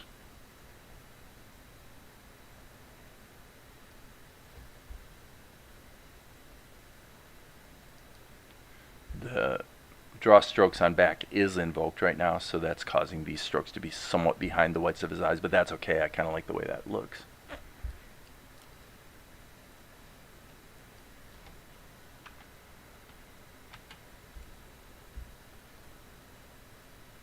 Cool.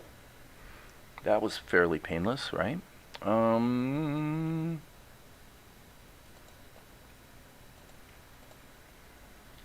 Fill tool, draw strokes on back, boom. Oh, okay, that's right, because I forgot we have this sketch layer, which we can just delete now. There's no reason for that to be around. Oops. Face. Oh boy, why would that be blocked? Well,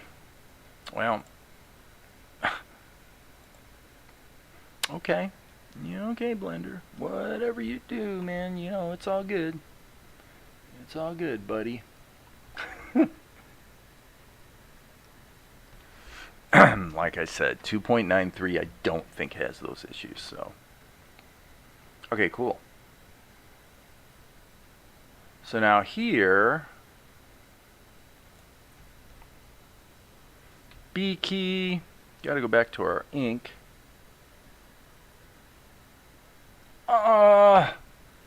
Fill tool, darn it. Darn it, you silly, silly goose.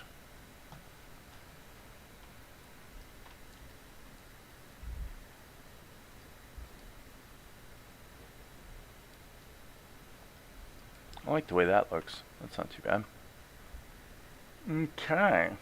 And let's just make sure. Yes, and when he comes around to here, these are the wrong eyebrows here as well. How we doing on time? Man, almost 2 hours. Holy cow. Man.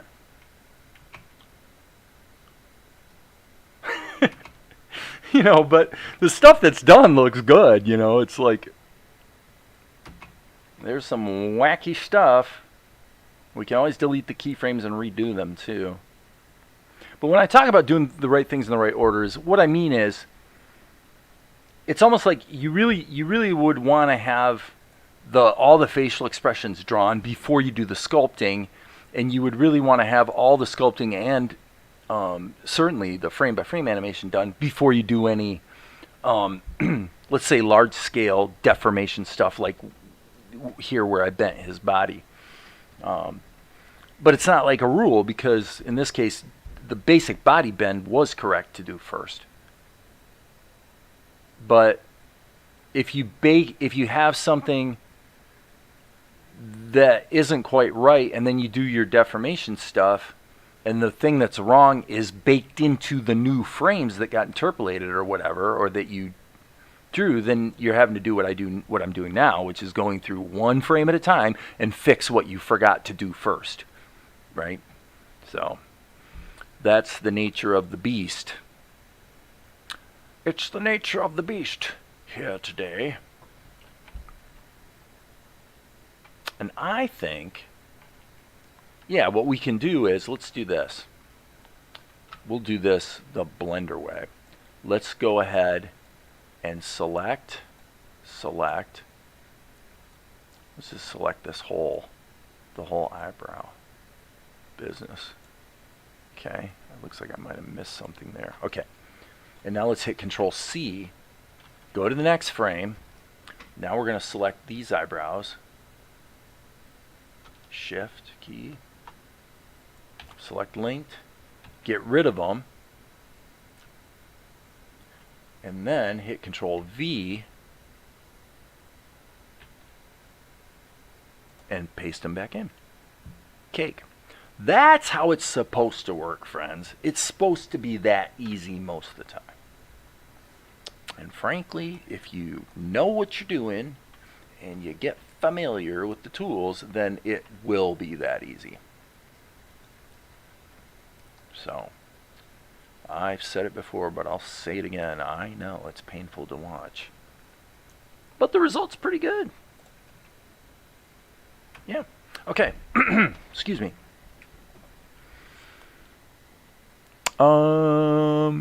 Amar said, oh boy, Amar's last comment was almost half an hour ago, so. Monkey, I'm work with plan being away from Blender for a while. You think, dude? Yep. Being away from Blender. Okay, so I really want to tween here, so I am going to take the liberty of expanding a bit on the what I had before by selecting everything here. Let's just make sure we're going from here to here. So I think what I'll do is just do a rotation. Let's just see.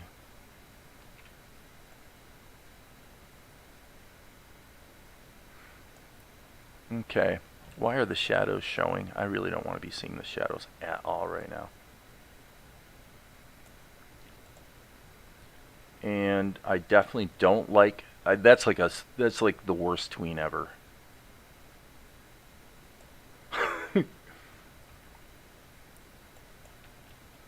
That is not a great tween, friends. That's okay. Okay, so now what we're going to do, if you can believe it, we're going to go back here, Alt-A, and actually, I'm going to lock his head. This is where Blender's beginning to come to our rescue to a degree, because I'm going to grab and just cut that to the clipboard. So now, here, we can cut that out, hit Control V, dial this in,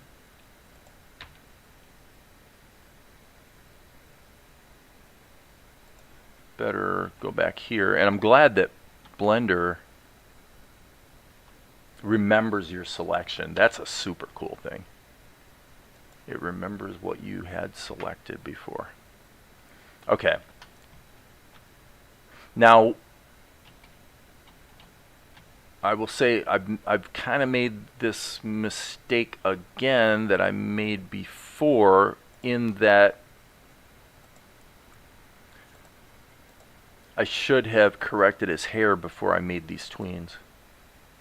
It's okay here, but on these two, obviously his hair looks kind of stupid. So what we'll do, I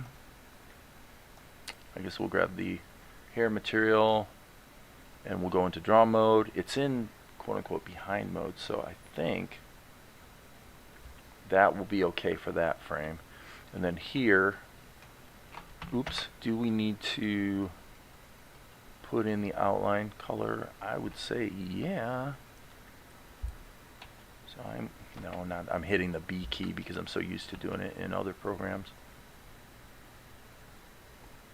Okay, this should not be in, what do they call it? Draw strokes on back. I call it behind mode.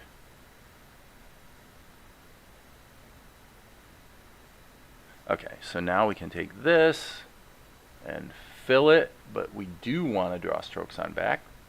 And look at what it just did. OMG. Seriously, Blender? So Blender, you're not going to respect all these other lines. Look at that, and it filled it over there. Yeah, that's not a bug. Okay, I'm going to hit Control and just draw this by hand, rather than sitting here and fighting it. It's not worth it. Let's just get it done, man. Okay, so now if that's actually going to cover that. I don't know if I mind that, actually.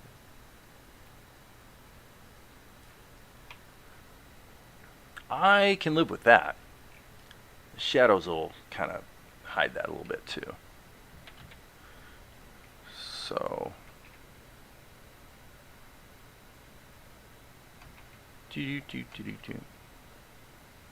okay, so now what's missing is his actually facial expression's wrong. So bear with me.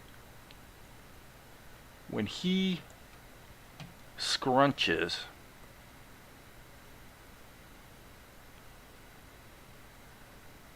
oh, he never scrunched. Bear with me, folks. I'm looking on the other screen at what I did on the pencil test. He scrunches and then stretches. Oh, well, that explains a lot.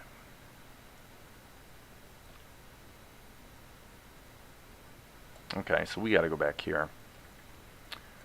That's most unfortunate.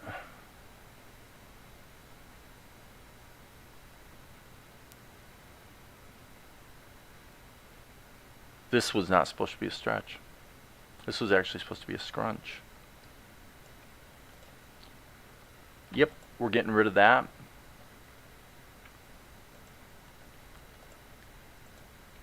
We're going to get rid of that. We're on this frame. We want his face and head to be unlocked. And this... Okay, hold on a second here. That's the stretch. So what we need to do, yes, is go here and put in a scrunch. Sorry about that, guys. Sorry. That's what we wanted. Okay. And now what we'll do is I guess we don't need to interpolate that. Well, yeah, we should. That should be an interpolated frame right there. So, let's do it. This should be interesting to see what it produces. Oh my gosh. Okay, and that's because the face got redrawn. So that means we can't interpolate the face, but that's alright, we'll just stretch it. That's okay. It's a tween. So what we'll do is we'll go to the head.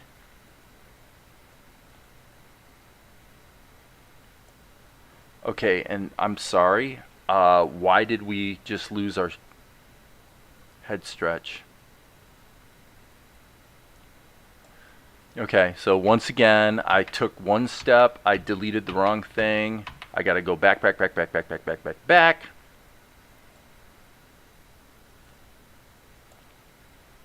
I want this here.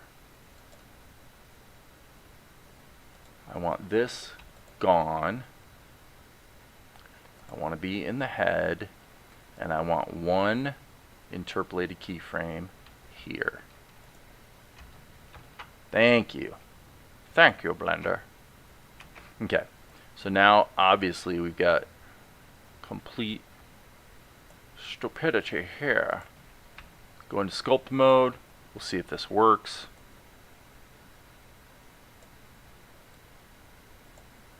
We'll just stretch him around, and I think that's probably going to be okay. Yeah, that's okay. So what's missing here is right here. This is wrong. The face is wrong. Okay, so let's go into Draw Mode, and we're in the face, and we're in the stupid fill tool. Dave. So many things to remember. So many things to remember.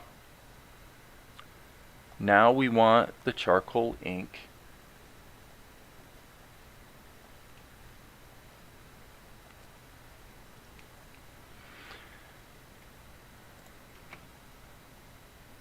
There we go.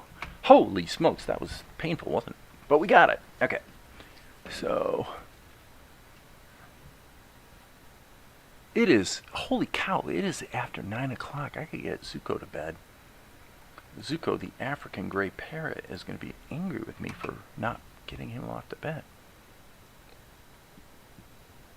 Okay, really, right here, I would say,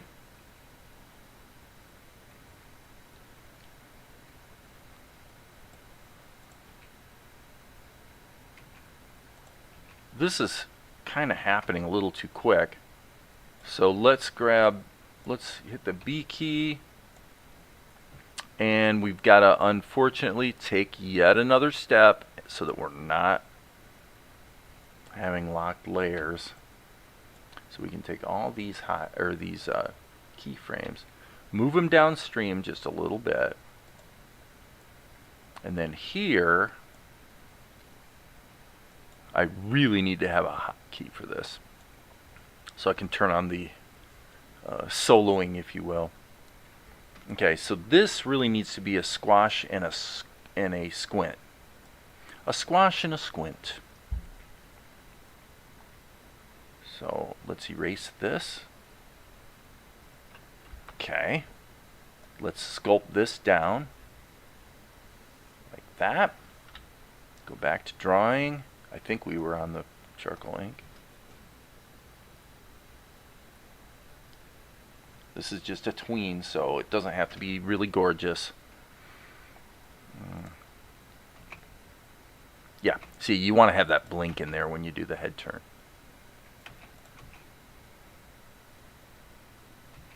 And arguably, let me see. Arguably, frankly, a little bit of a overall squash would not be horrible.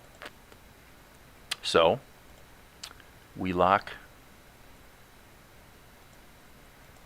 And by the way, notice this, you guys, because I'm manually, basically I'm a little bit hindered by the fact that I am not simply auto-locking everything, in other words, isolating the current active layer. I'm dancing in between by sometimes having 2 layers that are unlocked, but there are 2 that are still locked. Because of that, at several points along the way, I've turned off auto-lock and active layers. Why do I mention that? Because what we're going to discover is that there are going to be a bunch of keyframes in the shadow layer that I accidentally put in there. Because even if I'm in this layer, if I do a sculpting operation or something, it's going to put a keyframe in every layer that's not locked. So I guarantee you the shadow layer has a bunch of erroneous keyframes in it right now. But not the end of the world. So just come up a little bit, but mainly down, and then maybe pop his head. That might be too extreme. Yeah, that's jolting. That's actually quite jolting.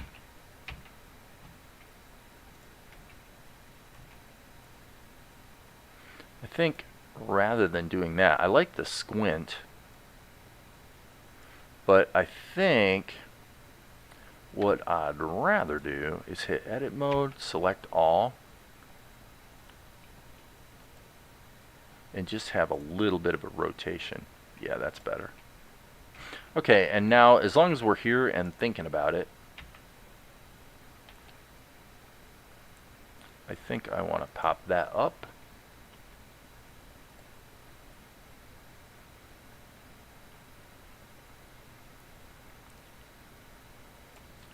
And obviously this is needing to tween its way up there.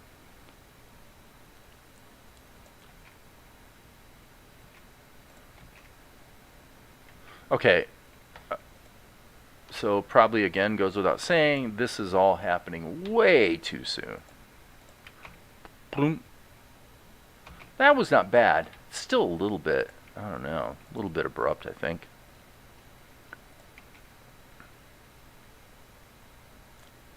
That's not too bad. That's finally starting to feel good here. Starting to feel. Okay, let me see. Is it not true though? Let's go to the body. Let's auto lock in active layers. I want to look at his body situation. Seems to me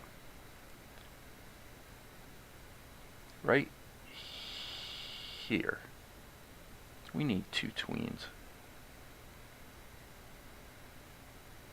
right there. I don't like this, so we need to be centered on the 3D cursor. Put the 3D cursor. Okay, it's one thing I totally hate about the 2.8 series. I hate the way you have to toggle between moving the cursor around and pretty much anything else. Whoops. Shift spacebar cursor. And why don't we see it? Is it because we turned overlays off? Yeah.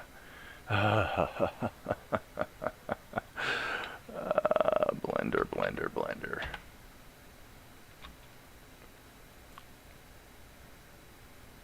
Okay. Well, that's fine. We've got a keyframe in there.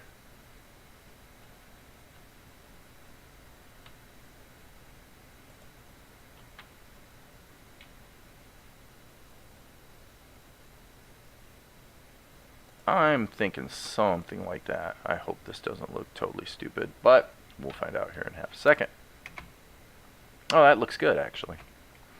Now, I'm feeling kind of the same thing here. Go back to edit mode. And I am going to scale this on the X. Little bit of a crunch. If we make a mistake, we can always delete the keyframe, so it's not a big deal. But that. Okay. Yeah, so this kind of thing, this is actually what I like Blender for. This the kind of thing I'm doing now. It just makes it so easy to, as I say, mush things around and dial it in. Not bad. Not bad. Get some shadows on there. It's going to be looking pretty good, actually. Not sure I'm sold on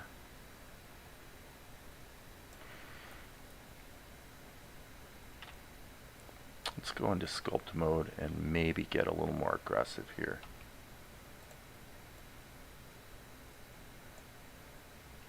I'm really not liking this.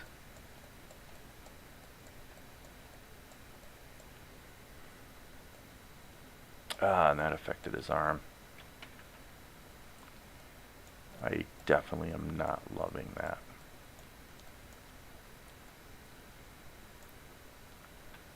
Boom, boom.